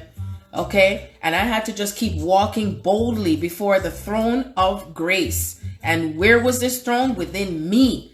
I didn't have to have a big castle. No, the throne was within me. And I had no fear, no fucks. So even when we're in the midst of what felt heavy, okay, we're in creation. And then we experience the opposite, which is the joy and the magnificent. And the castle starts from within you in what we are creating, okay? And knowing that as you are embodying more of this Christ consciousness, okay, because it's in layers. We can't get it all at once because it'll kill your body. It would kill your body, okay? If you're not together with your twin, your beloved, him or her is still working through their alchemy of what they have to release from what's within their embodiment, and also anything that probably has to be, well, I'm gonna say probably, that must be pushed through from the genealogy, okay, the ancestry, okay, which is also your ancestry, because if you're on a twin soul path, whatever your twin embodies, you're both embodying it together at the same time. It's not separate. It is not separate at all. I even had the pleasure of communicating with my cousin who was going through an emotional breakdown, and she was in a hospital, and I had heard at the time she was Excuse me. They said that she was trying to kill herself, which I knew in my heart that she may have been in her deepest part of her own pain, but I knew she was going to make it because she's a Leo and she represents on my father's side of family as my cousin. And she and I were having a wonderful conscious conversation for 2 hours day before yesterday. And I told her how the representation of my dad, my uncle, and my other uncle, and how they are in what happened in the past to do with my grandmother, and how they connect to the mother energy, because my grandmother left from Jamaica to come to the States to start something better, because that usually happens in typical West Indian family. A lot of times they leave the islands and they come to another, region to start life anew. And so I told her, I said, when I put the pieces together now, because she, my cousin, had the experience of my uncle dishonoring her because he sent her a text and called her a name, and he didn't know that she saw it, but she was supposed to see it. And I told her, I said, I noticed that in my family that there is a difference with how they treat the females. And so I told her, I said, well, for me now, I know that I'm honoring myself. And she realized what she was doing to honor herself now and staying in her power. So you see, this is how the both of us in our own consciousness together, because she's a Leo and I was Aquarius, and she and I were going through similar things from the time when my aunt, which is my father's sister, was also getting ready to transition while I was facing eviction from my other house. That's empty down the block, by the way. Okay. And and then I told her, I said, do you know that we're in this eclipse cycle from 2017 to 2019? And so I said, she and I closed out that cycle. Now, my cousin is not necessarily on the twin soul path, but I'm just explaining this to you because I want you to see and pay attention dynamically to how things are unfolding with your family and how it shows up on both sides of the spectrum. Feminine, masculine, okay? Father template, mother template, grandmother template, grandfather template. I told my cousin, I said, my grandfather was the only male who I felt was like a father to me growing up, because my grandfather used to take my sister and I out. Them times they used to get free lunch, during the summertime and stuff like that. He's the one that used to take care of us, so-called, he took care of us the best that he could during the evening time when my mother and father used to work in the evenings. But my sister and I used to just rock and roll with whatever the fuck we wanted to do. I knew what it was like to be in freedom. It was crazy. But anyway, so when I think about the dynamic of healing in the family template, and I'm sure many of you have had your own dramas, your own this and that, and think about what you are closing out in that cycle to do with the mother-father template. What are you beginning new with the mother-father template? What are you resurrecting with the mother-father template? And it doesn't have to be specific that it has to look this way. All it is just a matter of whatever has been missing for you, that you give it to yourself, okay? As far as the mother, and releasing the control, and we're cutting that cord, and we're restarting what is coming from within the solar plexus, the navel, okay? All of this is what moves through you to do with your own resurrection of what you're bringing back to life for yourself, because it's like you're reforming yourself from who you had been, not who you had been before, but who you're becoming right now. Like, this energy now is supporting you, that's coming through from the cosmic mother and the earthly mother, you see? And so we still thank all of our ancestors and all of the ones who are still here, that they are assisting you from that bridge. I remember I was mentioning my aunt that had caught the C virus, and interestingly, she's a Libra, and that's on my mother's side of family. And she never pulled away from me, but I told her already what my role is and stuff like that. And even if she didn't understand, she never pulled away from me at all. And how ironic that she's the one that had the virus. But again, Spirit told me that C virus was actually a blessing for us in what had to come in. I would say like a force of strength, a piece of strength for us in what was coming next for the next stage of our ascension cycle. So you think about it. When you receive something that's like what we call poisonous or not so good, we need that same poison in order to heal ourselves, to bring it back. But this is not where you're getting, the shots and all them kind of things there. I'm talking about this energy, okay? And being able to acclimate what's coming through from the higher cosmic frequency, okay? And being able to adapt to what Mother Earth is creating. Because that's all I know is that whomever they say, oh, this country make it and this one falls, why come over here? This is all divine. It is all divine creation. Everything was coming through from the mother. The body was made to have germs. The body was made. So Mother Earth created within herself all the collective energy is what makes that virus, which is what they said about it. They said that this virus mutates and it just connects into another frequency of what is to be. You see, so even if the best person is the healthiest and this one had how many, whatever is meant to be for that person, for their own ascension, whether it's someone who is experiencing transitions in their family from someone else who has it in a worse situation, or if they have it themselves, or if they're able to get through it, where they are in consciousness with fear, where they are in consciousness to do with their finances, their living situation, relationships that are ending, relationships that are being reevaluated. Everything is moving through some type of cyclical time frame of what must continue to transform for the next level that we're being taken. Okay, if them won't worry about 5G, what am I gonna do when 10G come? 10G of what? It could be 10 grams of something that we don't know, because I'm telling you, everything is gonna keep flowing interplanetary.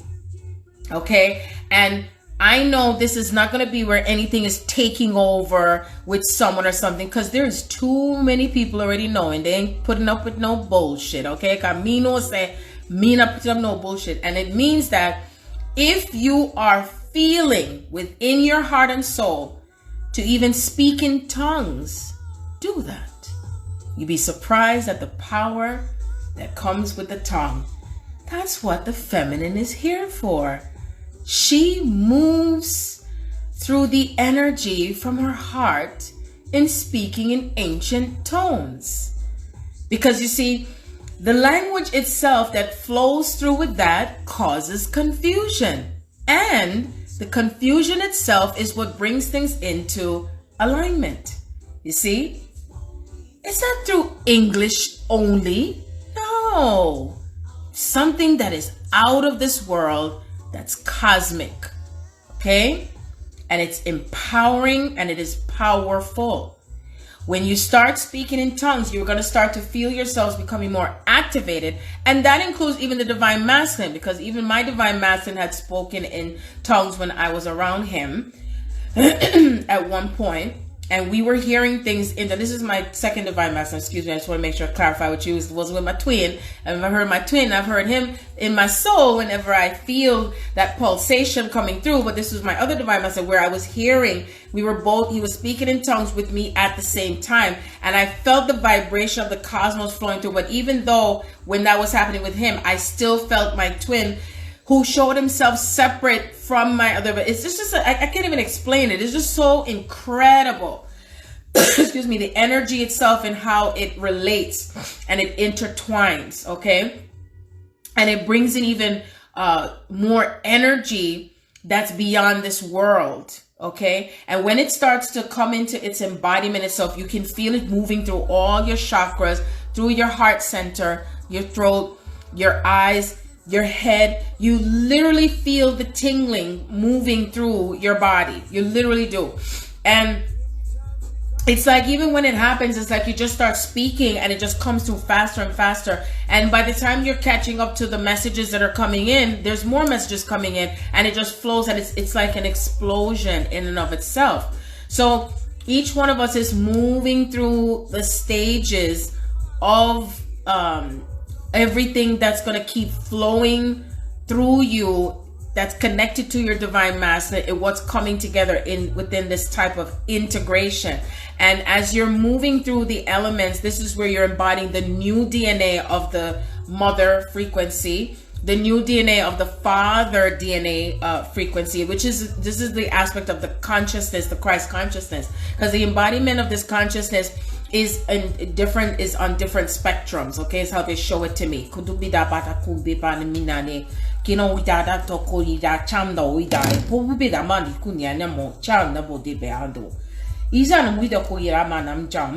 And then they're showing it to me. It's like when it comes together, it's like it's what forms into that Trinity cycle. Okay.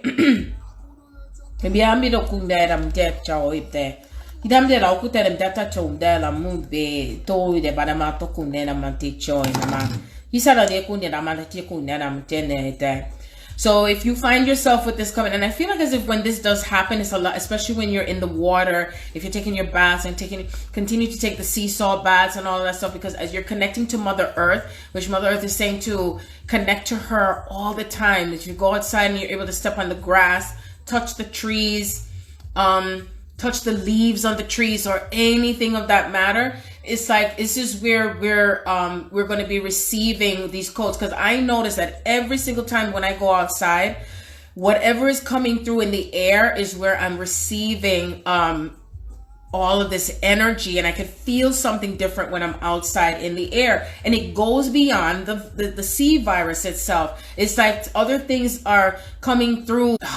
Everything is coming through with it at the same time, receiving the codes and then filtering through that C virus, which is also coming in embedded in your body.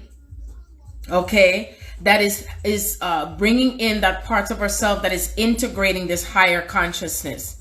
I hope that makes sense, because it's like I see the whole element of it and how it's shown to me. And when you feel yourself embodying this, you know how it feels different for you, that is almost strange, because you're releasing other things that you have been attached to, that's either connected to your family, connected to your past, connected to all the other realities that you may have had before. Do you know what I mean? And it's like, I know it also creates this feeling of restlessness and excitement too at the same time. That's what it does. Also uterus activities, okay? Because I was feeling a lot of uterine activities at times. I was feeling this pulsation flowing through, radiating from the front of my uterus to the back of my uterus, constantly on the toilet. I was also feeling heart chakra activations at times, okay? I had mild headaches, not strong, intense headaches, just mild feelings of that lethargy now and then, but not all the time. Okay, scratching in the throat, okay, and the ear pockets, like you're gonna feel pulsation in the ears also occurring. Numbness also in the feet. A lot of times I've been feeling the numbness in the feet. Sometimes just feeling like lazy and don't want to do anything, and you know you have a lot of things to do, and it's like your body's like, no, you're not just gonna stay fuck where you at. So it's just weird. I can't just, it's like, you know, and there's this procrastination thing going on. Like you're procrastinating, you wake up a certain time and you look at the clock and you're like, well, what day is it again? Well, shit, is it this day, that day, every day, one way? So what the fuck, you know? And it's facts. See, 444. That's right. See, and it's backwards and it's forward. No, I'm just kidding. It's forward. 444. That's right. That's everything coming into its alignment with fours and the foundation. What is your foundation? What are we setting in that physical form with who we are, and and that we're not in fear of it, but just in delight of it, because it brings on a feeling of power that you observe for yourself, okay? Because it's not necessarily that anyone else is going to see this power, but you're feeling the power and you're aware of it. Just like if you remember I Dream of Jeannie. I loved I Dream of Jeannie, because I remember whenever she was creating something. All she did was just do this and that. And that's all Egyptian. That all came from the Egyptian ancient Kemet type of reality. And each time when we are creating something magically, we're in an awareness of its power, right? And excuse me, we also are conscious of our emotions that go with this power. So this is why we had to keep working through the emotional parts of ourselves during the North Node in Cancer. So I feel like we're kind of moving through a greater awareness of what we had to look at, because I still felt an intensity through this full moon that came through, and it felt heavy. It felt connected to money, the divine feminine, because Venus was also bringing herself out, and also in the connection to the body and our own sexuality and how we relate to ourselves and how we define ourselves and how we define ourselves in our own beauty and wealth. You know what I mean? And I know sometimes there's some that might think that being beautiful or how you define your own beauty, that, you got to keep it to a certain level and stuff like that and don't go any further. But guess what? When you are in that energy of when you adorn yourself and lift yourself up and look good and feel good inside, that also attracts the wealth. Oh yeah. And so that's the reason why the religion created the energy of, you got to cover it up. Don't put on too much of this. Don't do that. Don't look like that. You shouldn't dance. There's no dancing, Church of God. Oh, you can't eat that, or this will happen with that. Oh no, can't let them see your eyes. Da da da. And it's because the vibration that comes from the divine feminine raises up something. It resurrects. It brings the divine masculine to life, and it creates a different type of power. You see? It's a different type of energy. It's a different type of magic. And so that's why the divine feminine's principle and who she is was dimmed, and the names were called and branded as far as saying that she was doing sorcery. See? And so that distorted energy itself is what we're moving it out still. There might be remnants of it, or, so on and so forth. As I know some people have been connected to the Mary Magdalene codes, I connect to the Nefertiti codes. The Nefertiti, she just, I remember I was dressed in my elegant dresses and I was still slaying a motherfucker, okay? That's right. And I'm speaking facts. I was still on the horse and I was slaying them dragons. I didn't give a fuck then, just as I do now.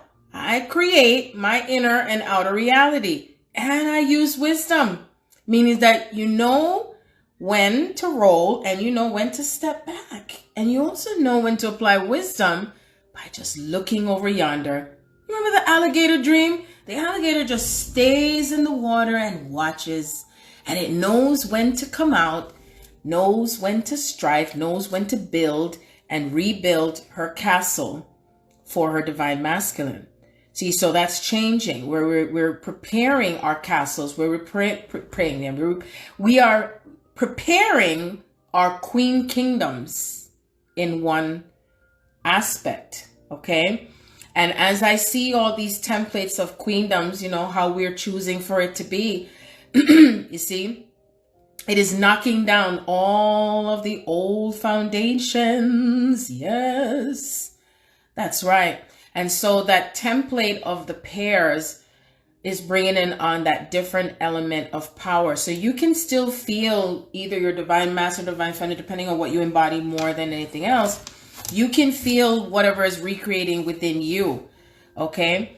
And you're probably going to be feeling a lot more things coming through your emotional body, because your divine masculine is connecting more to the emotional parts of himself or herself. Okay. Because there are some males who are in feminine energy and their twin is in a female body that embodies more masculine energy.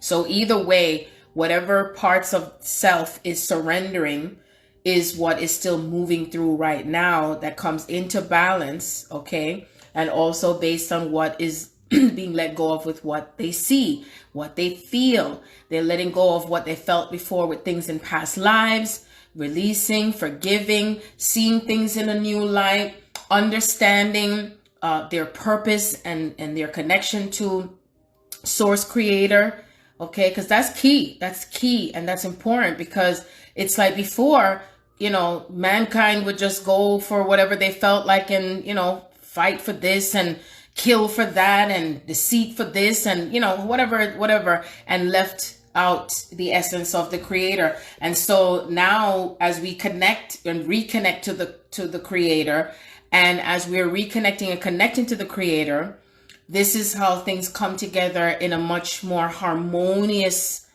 frequency between ourselves and our beloveds, okay?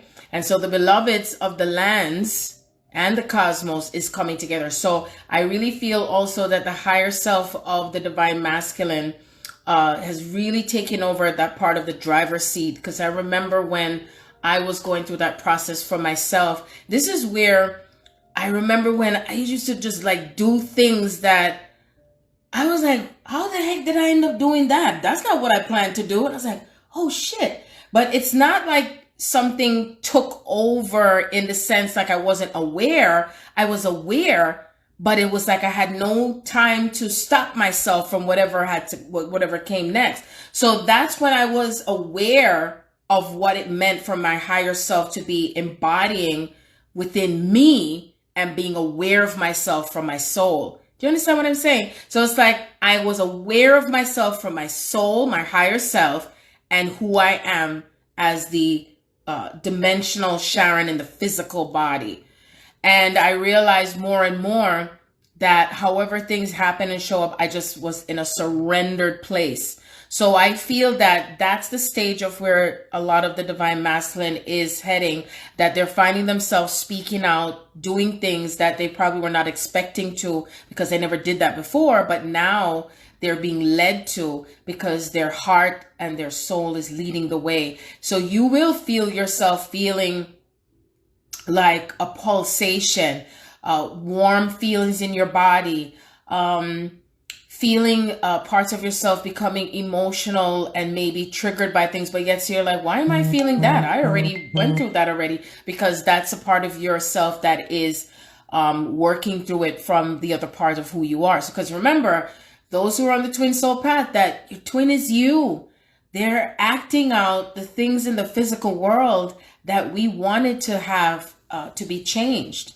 Okay. And so when we're rewinding back to how things had separated during the time of Atlantis, when the divine masculine turned away from his divine feminine, and the divine feminine turned away from her divine masculine. And so what that means is that whatever went and happened during the cycle of that separation, it's like going through that life review again, which is what we're going through, a life review. And most of it is starting to speed up more and more as we retract and go back into the Akashic records, and going back through the Akashic records is what it means when you're reliving a timeline again, okay? And that timeline itself, as it's showing up, is what is shifting and changing into that newer reality, different from how it was in the past. Okay, so it's great to be aware. It's gonna cut off again. Oh my gosh. This is my classical romance. Do you hear it? Oh, and here is my classical romance classical playlist. Yes. I always talk about classical music that not only helps you to shift, but it also lifts up your soul. That's right.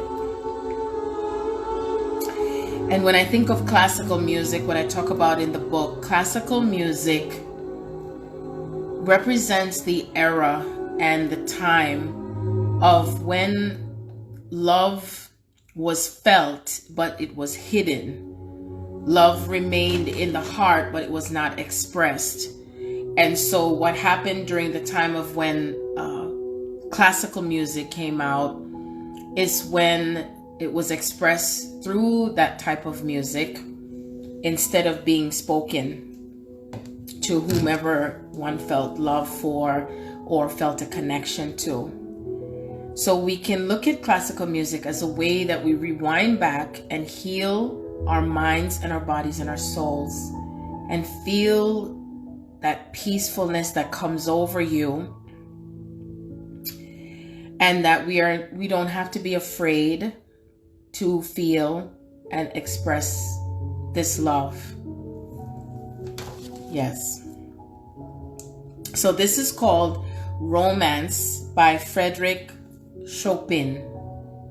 Yes. And I remember myself during a time, an era, Beethoven. Yes.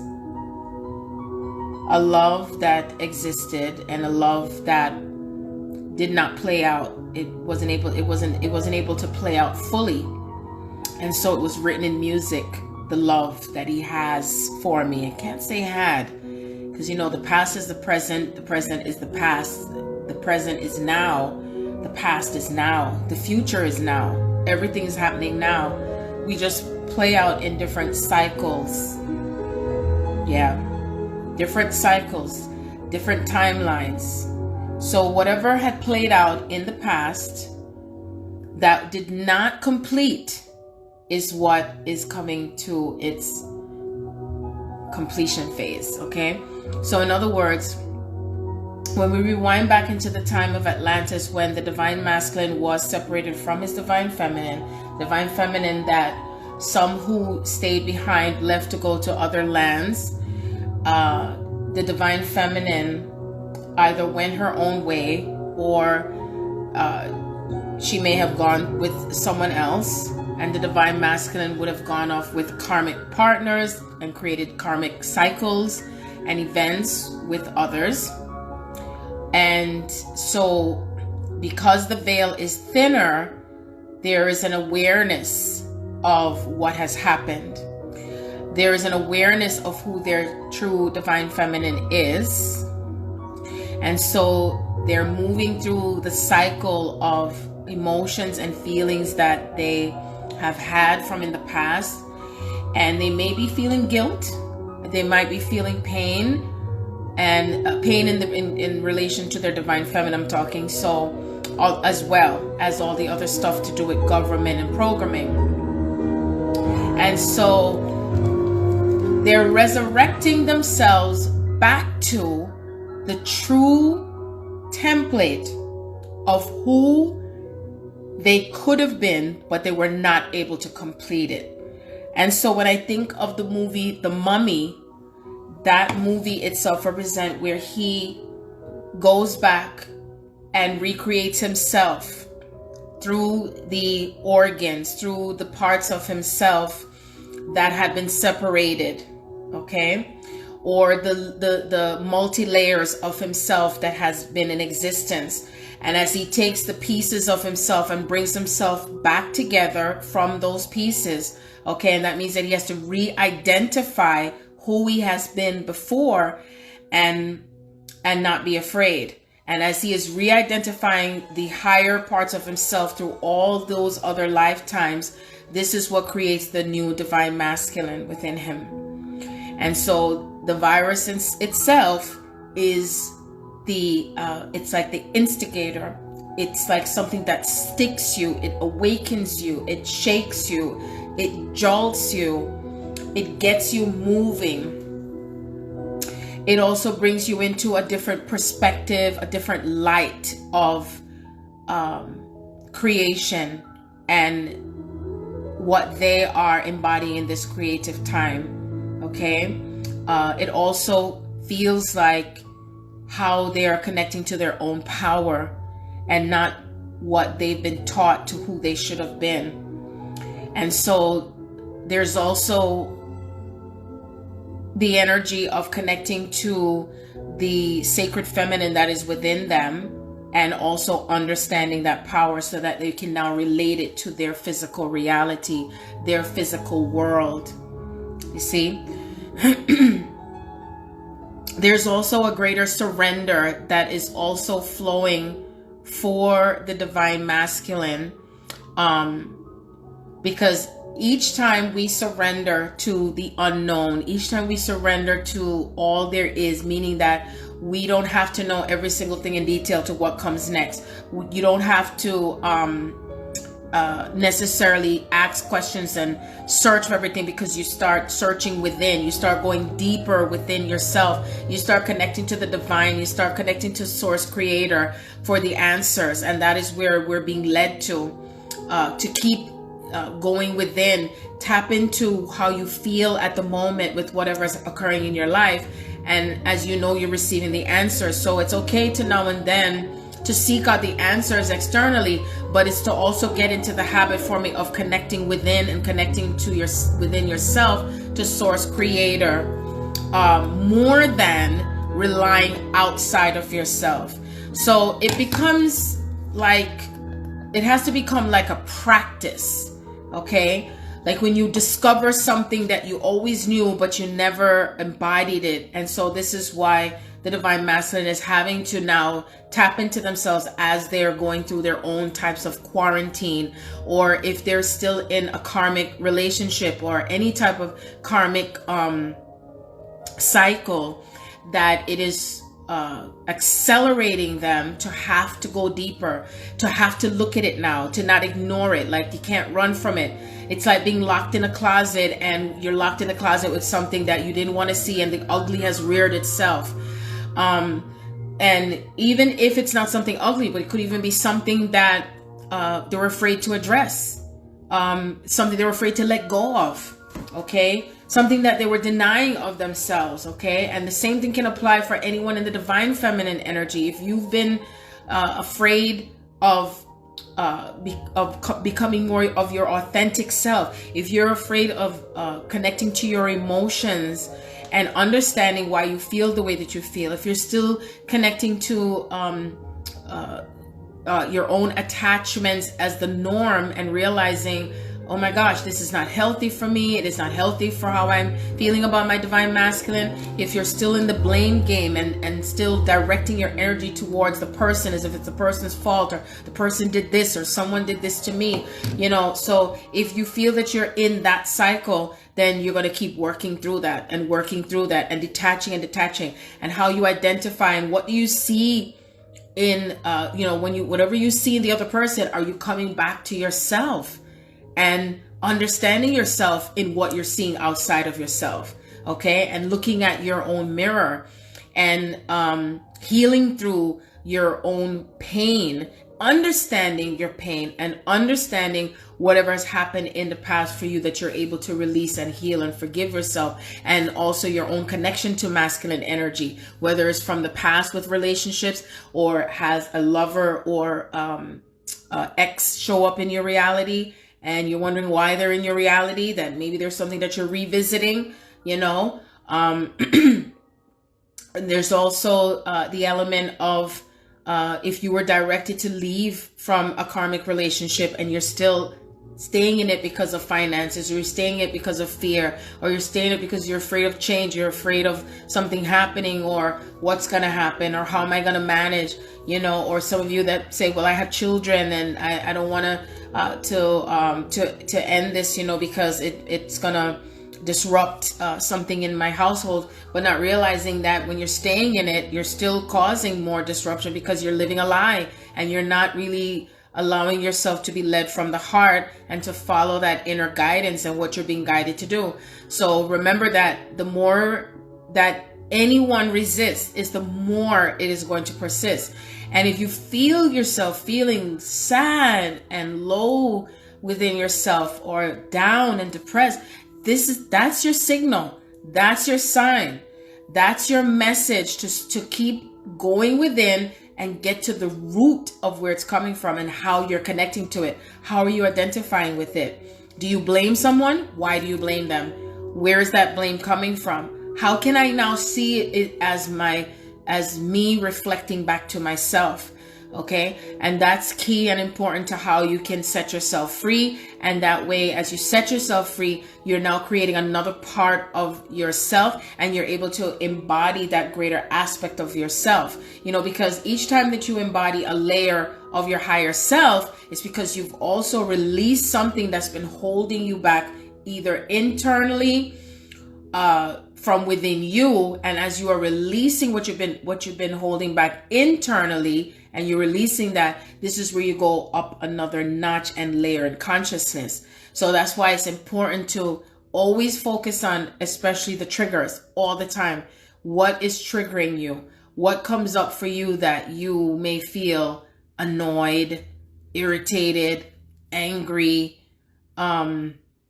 fear, anything that represents a block? Because each time that you're still moving through the layers of block and how you are in that connection with that block, that also connects to your divine masculine. That is also a block that is shared between the both of you, that may not necessarily show up the same in both realities, is the key to how you are navigating even greater towards the highest good for your path. Okay.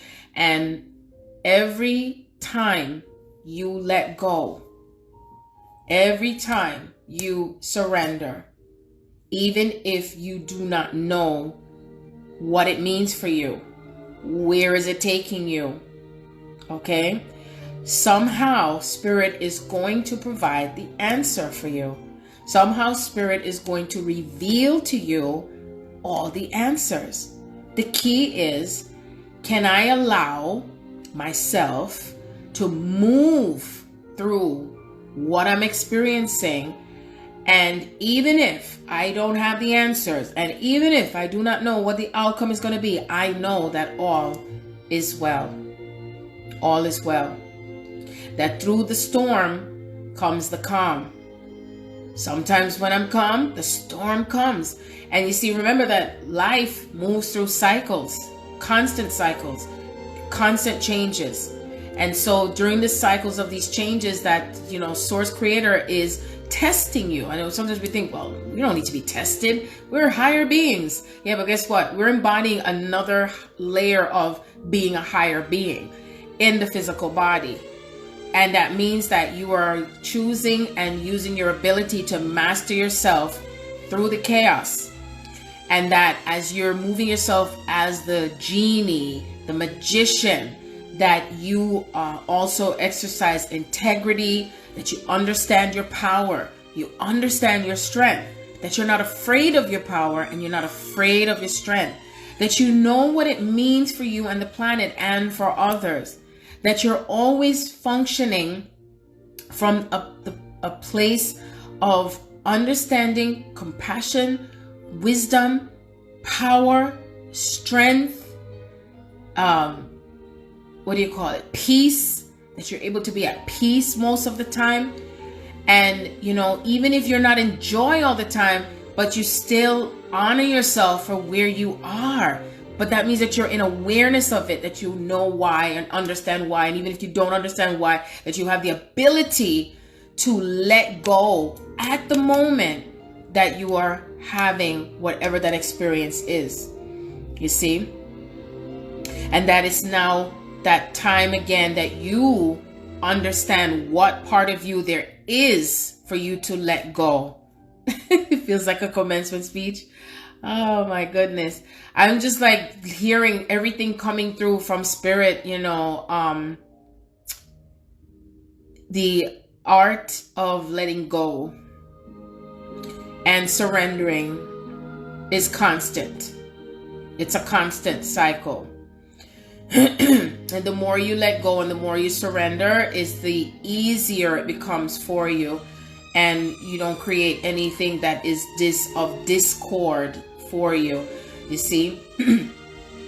That even the strongest lion, the strongest, powerful goddess, emperor, empress, knows her humility and knows her strength. She knows her power and she knows her weakness. and that she knows that she can merge them together, and he knows that he can surrender to both of them together, you know, both the weakness and the strength, because as one become weak, the other one becomes their strength, and as the other one becomes their strength, it understands its weakness without judgment, and therefore able to bring themselves into that balance.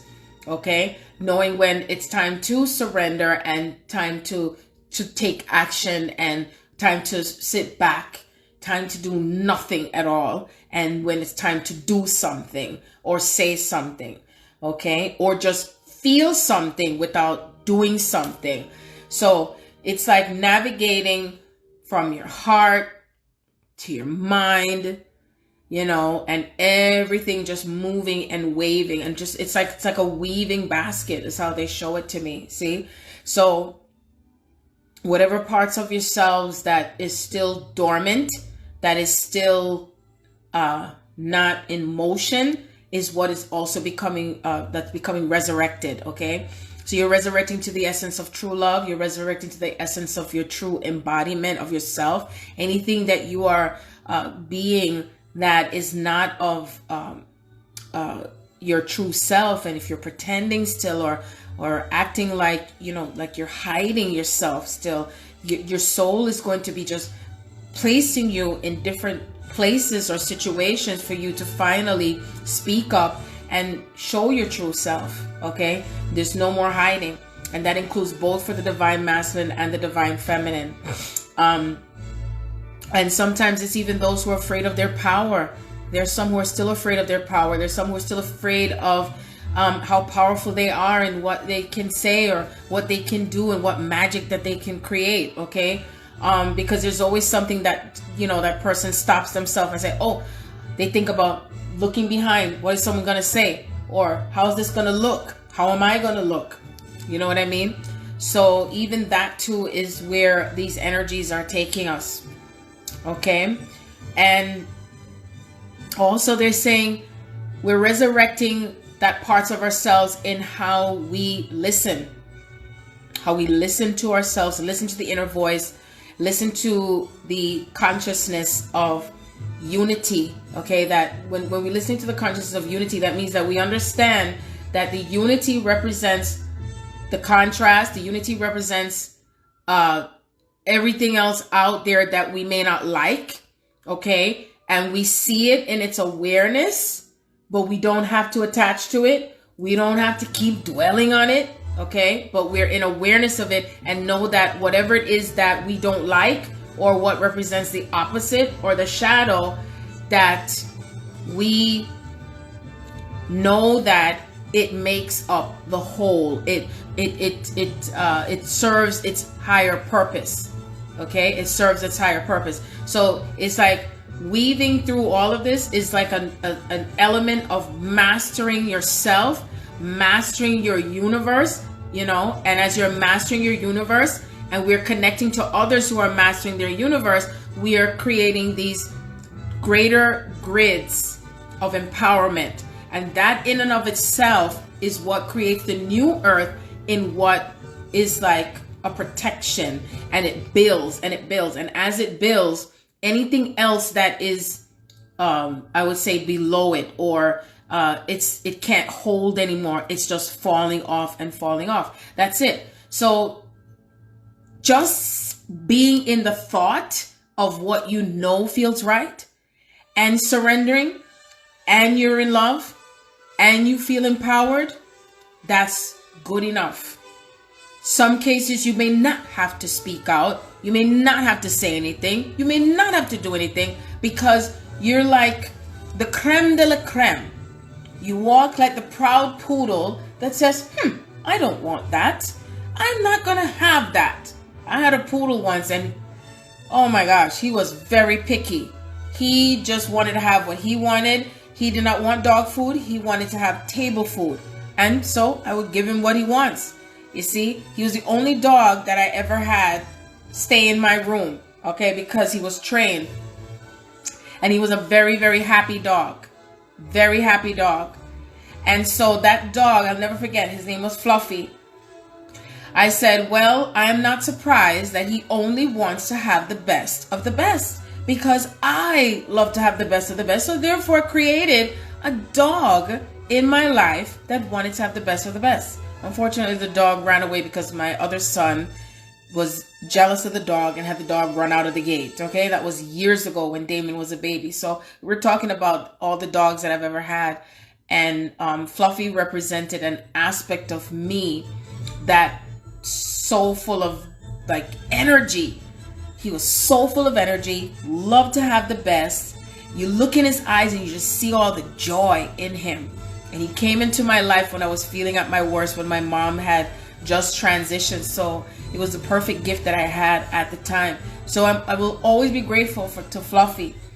Gina too. She was one of those happy dogs. It was ridiculous that she was supposed to be a hunting dog, barking dog, and she wasn't like that. So she represented the nature of who she was. She represents the nature of who she was meant to be as me. And still Fluffy was more in his power than Gina was when I had her later on. But I know Gina had transitioned because she came to me in a dream several years ago, and she was still jumping up and down like a crazy dog that she was. And I had her when she was a puppy. And I also had a dream about my cat Sasha that I had during the time of my full-blown awakening. And she had came back to me in a dream and told me she was going to reincarnate again, and she showed me what color she was going to be. So I'm just in gratitude all the time with my connection to spirit. You know, just shows that we live and we live and we live, and we continue to live. Wake up and live each day, each moment as your best, or as much as you can be your best, you know, no matter what you may be facing or what you may embark. Be silly, get silly all the time, get silly as much as possible, like that inner child, just to come out and be out most of the time, you know, because the more you embody that childlike presence and that innocence, is the more things just work out for you all the time, you know. And when you reach to that place within you that's plateaued, meaning that it's just so calm and it's just balanced, you know, it's like, you know, in your heart that you're going to receive what you desire, what you deserve to have, because you always have to feel that you deserve to have it, and that you don't have to feel guilty about what you deserve to have, because if someone else is in another consciousness of lack and limitations, or poverty consciousness, okay? And I'm not saying that to feel like, oh, you're saying that if somebody doesn't have that, there's something wrong with them. No, this has to do with understanding what happens in your life because of what's also based on your consciousness, you see. And a lot of times we don't realize that what we create is tied to our ancestors and the past, and we're here to change the past, to change not only the outlook of it, but also that as we're releasing the thought patterns and the beliefs, that as you're releasing it, that means that you start to not only believe in it, but you start to act on it. You act on it, as it, with it, for it. You nyam it, you do it, everything, okay? And that you utilize your creativity by believing that you know what you know. You're believing it, you're acting on it. You're also releasing and letting go, because you know that you're manifesting, and that everything that you desire of your heart is starting to move in its waves because of that consciousness. And that's why I kept saying over and over again, everything that's occurring to do with the seed thing is in consciousness. We desired for change. We desired for a new earth, a new world, and not having to struggle. And if you wanted to get rid of a bill or whatever, shit, I got rid of I know it may seem temporary, but I got rid of a 80,000 student loan bill temporary, okay, that wasn't even mine, okay, and it was hindering me not to get money from my taxes. But guess what girlie did? She fought very mildly, and she won, and I got it back. And so what happened? See, virus said, hey, we're temporarily not. See? And I used wisdom and I said, okay, I'll make a payment arrangement, $5. And it worked. And so what happened now? Temporarily out of order. So you see, everything that we're creating, everything that we're shifting, it's not going to look normal. It's not going to look regular. What I may look at for or as obstacles, I look at it as such a wonderful way in how I demonstrate my own power in what I create. See? That's how I look at it. Always. Sometimes I even look at myself and say, damn, you're something else. You see? And I said, if I can do that, can you imagine how many more worlds that I'm creating within my own power and strength? You know, I even stay in gratitude. I said, wow, again, not knocking down what anyone else is experiencing. I'm just speaking from my own experience in the power that I have within myself. Okay? Because you see, I always say that if I know that I'm doing something for myself or for anyone else and I feel good about it, I don't have to worry about anything else, because I know that everything else that I'm being taken care of. That even if today I got the last juice, the last butter that I needed to get, or paper plates, whatever, it was waiting there for me. And so I just allowed myself to be patient. And it's like, hey, I want a parking spot. Thank you. Parking spot is waiting for me. Now there's a lot of parking spots everywhere, you know? So everything that may have felt like a battle and a war, okay? We work through the internal wars, and the external part of that war will cease to exist. And you start to see everything as a celebration of life. Oh, do you hear that? Let's just take a pause.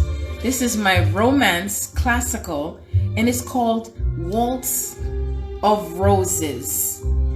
Classical music is one of the best forms of expression in healing and celebrating and pushing through. If you're feeling down, if you feel like you're out of alignment, I put on my classical music.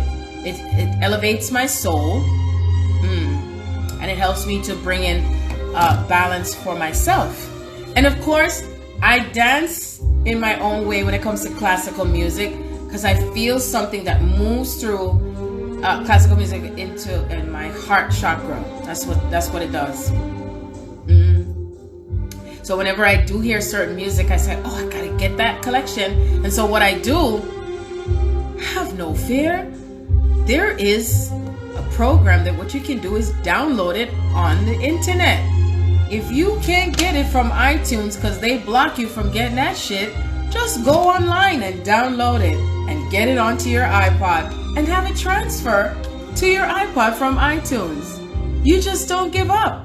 I don't. And that's how I get some of my music when I'm not able to get what I desire. So you see, when you're in that space of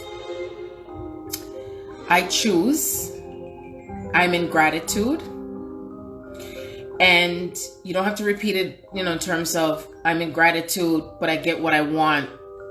If I don't get what I want, then I'm gonna focus on it day in, day out. No, that means that I choose, I'm in gratitude, and if I don't receive it, I'm okay with it. But if you want to give me more than what I asked for, I'm in gratitude. Because what happens is you end up receiving the best when you're thinking of receiving it the best. And when you come from your solar plexus and say, greetings, Jackie, grand rising girlfriend, and when you're feeling that part of yourself that's in command and in power, and you know that there is a way, there's a way, and you don't have to repeat it like, oh man, I wonder oh man, I don't think it's gonna happen, because it's never happened, because it's then that frequency is gonna just fall right off again, and then it doesn't come into creation. So when it comes into creation, whatever you desire, or whatever it is that you desire, it comes through you like a force within a force within a force, and you feel it within your solar plexus.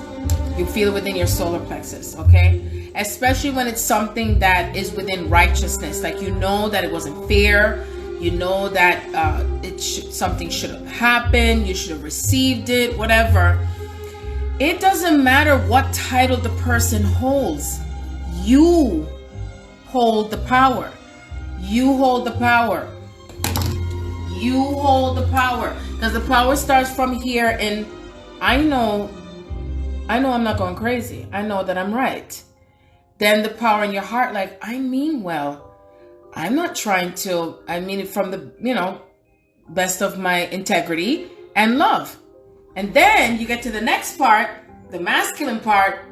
Oh, heck no. I'm going to make it happen. And I'm determined that I'm going to make it happen.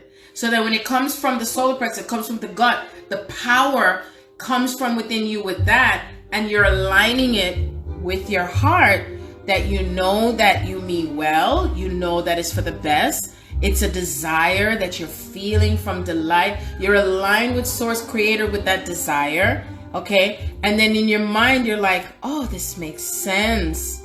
This is the right timing. This is the right feeling. I'm going to go with it. So this is how you balance out all the parts of yourself in creating and being observant of the timing that you're aligning with as you're creating. Okay. And as you're aligning that with creating and what you feel, what you deserve to have, and you're open to receiving it, because if you're closed off and say, I do want it. Oh man, I know it. And you're in a neediness, and I need it, and it's heavy and it's tight, and it's like it's very bound.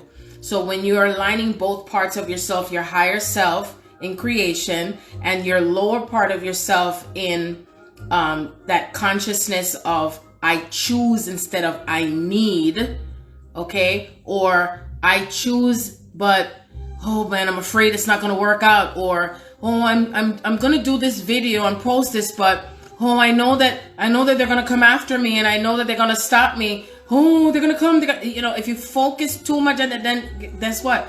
Then that consciousness is gonna say, okay, I'm gonna oblige, and then all of a sudden you get what you asked for. You get what you're focused on. You get what you keep talking about, because we're in that energy. As you're speaking it out, it's starting to come in faster and faster and faster because of the energies that's happening now. So that's why we must be conscious of where we are in consciousness. We must be conscious of what we say, conscious of what we do, conscious of what we are focused on every single day. And how we master ourselves, Green Kelly, how we master ourselves now and how things are changing is listen to what your body is saying. How is your body responding? How are you feeling inside? So if you know that you keep paying attention to all of the things where people talking about, and the constant ninging and on and the conspiracy, the this, the that, and be in the awareness. But if you stay too long in it, trust me, you're gonna feel your vibration start to go down after a while. And this is for you to catch yourself and say, okay, I'm not gonna look at that too much anymore now. I'm gonna go listen to music and play music or dance or something, or comedy, or all of these things. Do you see? This is what's key and important, because then if you keep that vibration focusing on the certain things over and over and over and over and over again, then you stay there. You stay there. And again, Spirit say, get silly, laugh, dance, move the body. I've been trying to watch movies for 2.5, 3 weeks now, and I still have. Sometimes I say, wait a minute. Okay, I've been working on getting all my paperwork stuff and some other things that I've been doing. But I've really been just more like just not giving any fucks about things, just so relaxed. And and I know, like, my mind says, you got this to do and you got that to do, and I'm like, yeah, I know. And my soul just holds me back. And it's because, again, retemplating that old part of self that is so used to functioning the way society says, oh, you got to celebrate this, you got to do that. You don't have to do anything now. I feel that one of the best things to think about when it comes to who we are becoming now and embodying that higher part of self is just like looking at the water that you pour over the seed, and the seed grows at the time that it chooses to, or the timing that source creator God says, okay, time to grow another inch, time to go another level, time to da-da-da-da-da, and it's not forced. You see? It's not forced. So if you find yourself feeling bored, good. It's good to feel bored sometimes. Like, I like to be very active. It's like the kids, I have more energy. Do you hear the quiet? They sleeping. I'm still awake. Like, what? But anyway, what I'm saying to do with that is that when you go even higher in this energy, your soul is so excited, you can't sleep. You feel like you can't keep still. You're so excited and you don't even know why. See? And it's like, even if I relax, Kelly, it's like, it's not even, I don't even know if it's even relaxing, because I relax, but then sometimes I'll just sit and I'm just like, and then I'm just going through the motion, one after the other. And the kids can't understand, like, if I go on the street, oh, you want to be out on the street? You shouldn't even be out on the street. And I'm like, hello. First of all, common sense. You still go outside so your body can acclimate the newer frequency, the germs, everything out there, so that way you get used to it. That's how life works. That's how energy works. If you stay in the same energy and vibration and whatever inside, how are you going to adapt to the changes outside? You still use wisdom, and you are in your power, and you're knowing, and you let go. Do you hear my favorite song? Da, da, da. The Blue Danube. This is another one. This is my romance classic playlist. It's so delightful. See, that's another part of my soul, and I can't keep still, because that's what keeps me elevated. One of the ways that I keep elevated, keep up now. And that is a part of what the resurrection means as well. Being erected with life. You don't need anything to force that erection. That's what it really means, the resurrection. This is the third part of this video, by the way. Resurrecting means that you erect yourself, you bring yourself back to life, you raise your vibration. Erected is not subjected to just the phallus or the penis. Erection is also a part of who you are in all of the essence of the cells of your body. It means your heart is erected, your eyes is erected. When you see something, you're so delighted and wow, you feel with wonder and amazement and excitement. The blissful energy and the bubble energy that you become in, even those on the twin soul path, is that all of you is elevated and so filled with this blissful, sacred, sexual energy. So the true what do you think? Everything derives from something. When Spirit showed it to me years ago and I recorded it in the book, and I was like, woo! I blew a code out of the sky. What? Resurrection. When you split it, resurrection. Resurrection. Okay? It's like a derivative of rising to oneself. rising to that inner magic, also rising to the true essence of who you are. So you know that story that goes back to ancient times, goddess of Set, right? Also known as the goddess Isis. I don't want to dummy them out there, think that we're talking about the terrorist thing. Anyway. And she had to recreate the phallus. She had to recreate the penis. Okay, and again, that was depicted with her beloved being chopped to pieces, and she put all the pieces back together. And so the only thing that was missing was the phallus. And so when she recreated that phallus, that is what she did to recreate life again. That's what she did to recreate the new divine masculine. She recreated the new part of herself in connection to divine masculine that connects to the mother energy, right? And so the new divine masculine was the masculine that represents everything that flows through the heart, the mind, the body, the perspectives of all things, the unity of all things, everything that connects to the all there is. You see?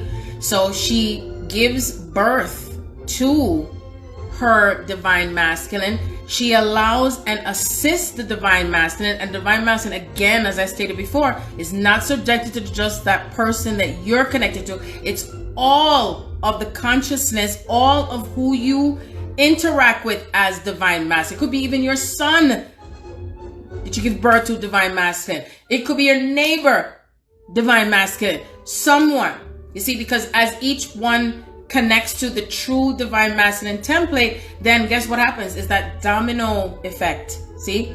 And as we're embodying that and we're recognizing the aspect, when I think about Aset, when she was recreating her divine masculine, she found all the pieces and she took everything within her heart and soul. She went in, she cried, and I recreated all that. I went through all that. I bawled my eyes out. I bawled my eyes out when I had that memory. And I'm telling you, when I said it was so painful, I cried 2 weeks straight, back to back. I didn't even know if I was going to have any water left. Okay? Because of me remembering, having that memory of him being chopped up to pieces. And it just has to do with the parts of self that's broken and falling apart.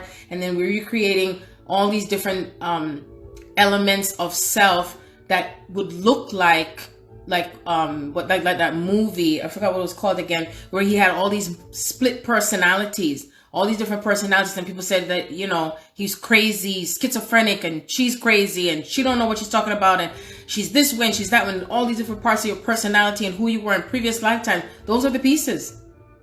And anyone who shows up in your reality that you don't want to look at those pieces, guess what? It fragments again. So that's why it's important to look at it, observe yourself, not go into judgment, and feel into what part of you is triggered from those wounds. And each time that you face those wounds head on like a collision, you're helping your divine masculine to heal that part of himself. And you bring yourself and him back, or him, her, back to life. Back to life. You remember what it is like to be in this joy. You remember what it is like to just be free and not bounded by physical law only. That we're also remembering the spiritual aspect of self, the spiritual law, that which we cannot see but feel. See? What we feel. And what the divine feminine principle means in terms of her bringing herself back to life. Because you see, when she raises her vibration and brings herself to life, meaning, i.e. what I said before, how she looks, how she feels, her excitement, her vigorousness, her joy, her full expression, her beauty. She stands tall. She's sexy, sensual, all the time. Why do it only some of the time? Do it all the time, because guess what? That's what it was before. You see? And everything was what? Coming back to life. All of life and everything was responding to her because of the vibration of who she is.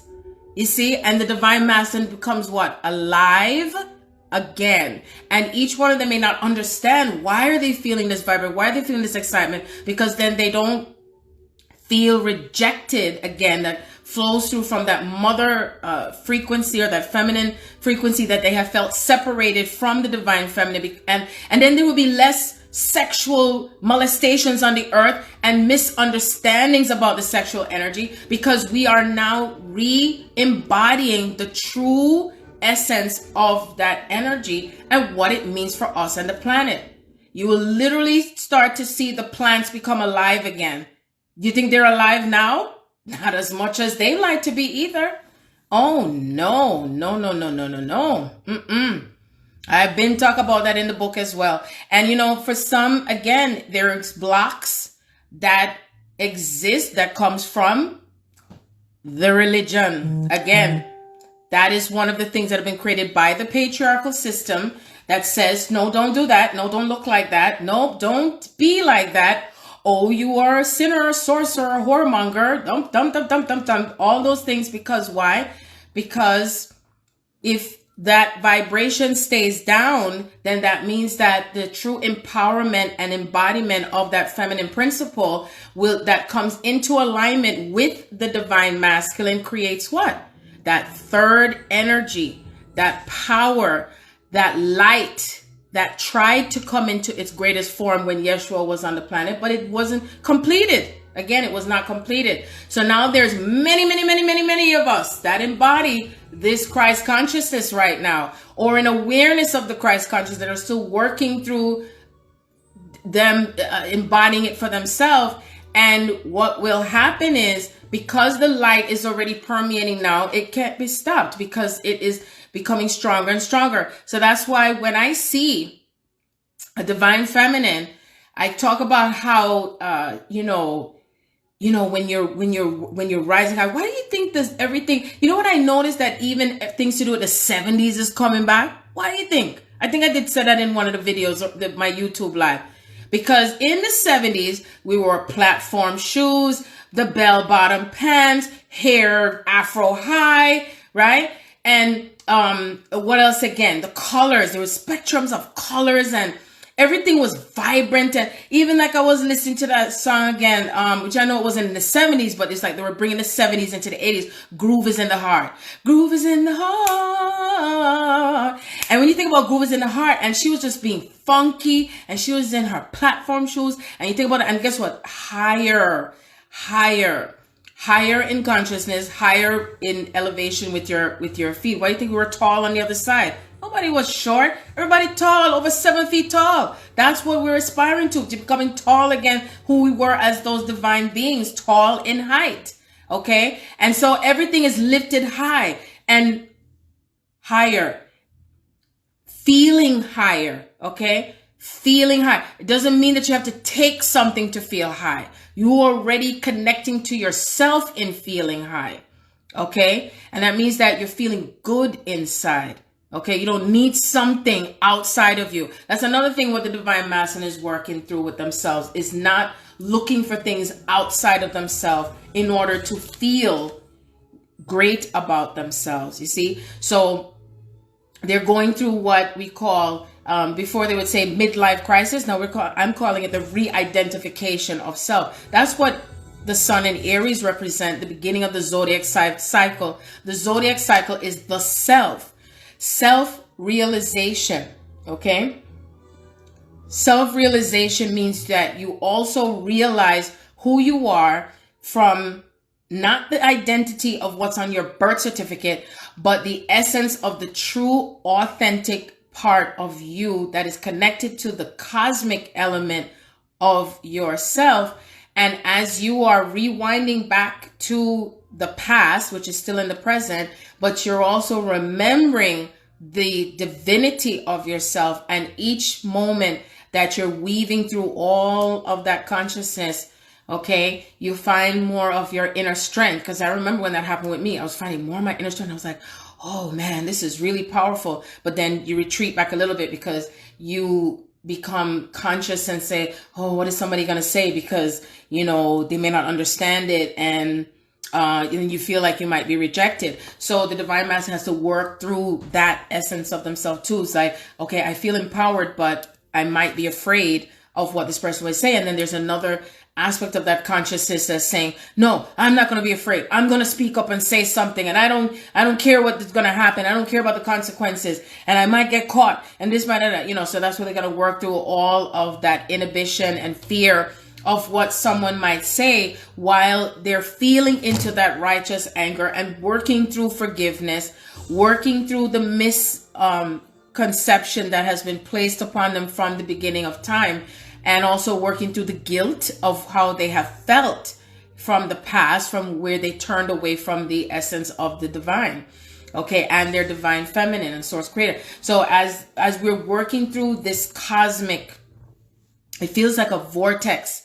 This is how they show it to me. It feels like a huge vortex. Again, they're showing me this like this huge, it looks like a saucer, but to me, it just feels like a different type of wave of something that comes in, and it's almost like looking up and saying, wow, this is amazing. And I just feel like we're going to be going to the next, like watching a movie, and then you're saying, oh, we're going to the next chapter of the event, because I can tell you, they showed me, and I feel that when the C virus thing started, that was the beginning of the event. That was the beginning of the event. Okay. And then we're going to go through another chapter of the event. It's like someone did a meme and said, oh, this is 2020. They said, can we go to season 2 now? So this is what's going to happen. We're going to be moving into season 2, and it's imperative to be conscious of where you are in consciousness, because when the next wave of something else happens, that's going to also doing another, it's going to be like another cleaning up cycle. Like, okay, we went through this wave of this, okay, another wave of something else is going to come in. That's what they're showing me, and I feel like it's going to come in the month of July around the eclipse. Get ready. It just feels like it's coming through that part of the eclipse, and that's when the North Node is going to be in Gemini already, which is going to begin by 5/5. No coincidence, that's on my grandson's birthday. And also the sun will be in Taurus. Yep, the sun will be in Taurus. And so again, I feel like that's going to be a greater embodiment of the pairs in what is templated even stronger in this physical reality. And to me, it feels like it's going to create another wave of surrendering. I feel all this heat penetrating in the solar plexus. I feel a greater empowerment. I feel like there's going to be more transitions that are coming through. I even today, or yesterday, I should say, I took a deep breath and I said, you know what?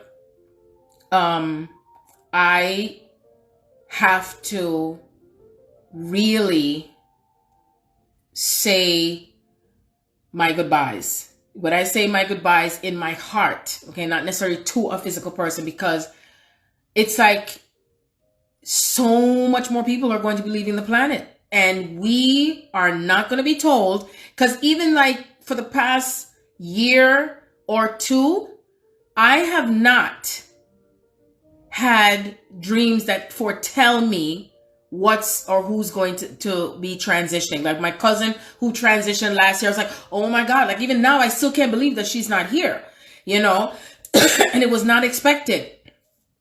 So we really have to know and remember that this new earth that we are creating and recreating, that means a lot of other loved ones are going to end up leaving, you see? And it's not because it's based on a sacrifice, Spirit says. It just is. It just is. And this is what we signed up for. This is what we signed up for on a huge, huge, huge cosmic level. I mean, I cannot begin to tell you how huge this is. And even though it may seem, when they take me to the month of July, and your solar return is July, so is my twin.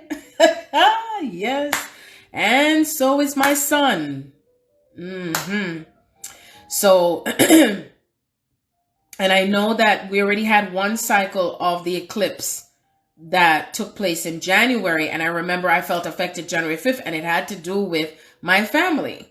you know, with my mom, and my mother's birthday, January 12th. So I knew that whatever cycle I was completing during that time, because the planet Saturn came to visit me. And so that is like, when I think of Saturn again, it's the Lord of karma, but karma in terms of cycles that are closing and cycles that are opening up. Okay. So to me, what it reminds me of, I don't remember the exact meaning behind it, but I did talk about it already. And they show me, I'm gonna tell you this is what I see. And it's like this. So it's almost like they're telling me it's like Vesica Pisces. Okay. It's like an element of Vesica Pisces. So there's like an inner and an outer. And even though it may seem as if it's painful for those who are leaving, but actually those who are leaving are already contracted to help to balance out the newness of Earth, and also for a lot of twins. And that's what I'm hearing. It's like this is helping to create that freer energy for what's coming through for the twins, who are really the ones who are recreating the new Earth. It's just a they're saying it's a higher embodiment. And that the pairs are able to hold more light. Okay, so the pairs are able to hold more light, and because of whatever level of that light that's coming in, because they're showing me like, oh my God, I don't even know what to call it. It's like a huge, powerful sunlight. Okay, it's like a huge solar light that's coming through in July, sometime in July. So I know as time goes on, I'll probably get some more downloads coming to do with it, but they keep on circling around the month of July. And it's things that are going to be happening on the Earth, as well as what's on the other side. And they're telling me that there's more of the other side that's already on Earth than what people may not realize, because even though what's interesting is that there are loved ones that are leaving to go on the other side, but then they're saying, I didn't really go on the other side, I'm still here. They didn't have to, because usually when anyone transitions, the frequency is a lot higher, and it sounds like a tweaking bird, like that. So, but the other side is so merged on the Earth that it's not that far. It's like it's right here. It's like really, literally right here. So it's like you're going to be actually seeing them more and more, and some are going to start to say that. So all of these revelations and things are going to be coming through quite a bit as we move towards the new year 2021, and 2022 is when they're showing me more of the galactic ships are going to start to come through on the planet Earth. Yeah, they're telling me just like the dream that I had when the ship came in, and there were some people that were in fear, or they were in disbelief about what they were seeing, and running. And I was like, oh my God, I gotta run too. And then I was like, why am I running? I don't need to run. I already knew they were coming. And I stopped. I didn't run anymore. And then they all stopped and looked at me like, well, why aren't you running? I said, because I already said that they were coming. This was as plain as day. The ship landed.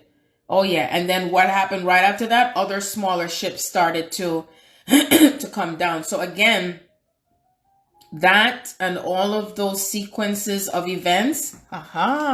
As I said that, look at that. Can't make this shit up. It is now 555. Isn't that amazing? The first video, 333, second, 444, and now 555. So I thank you for joining me. The video is about to cut off. 19 seconds remaining. Happy Resurrection Day. Don't forget to lift yourself up, to smile. This is called Allegretto Gracioso.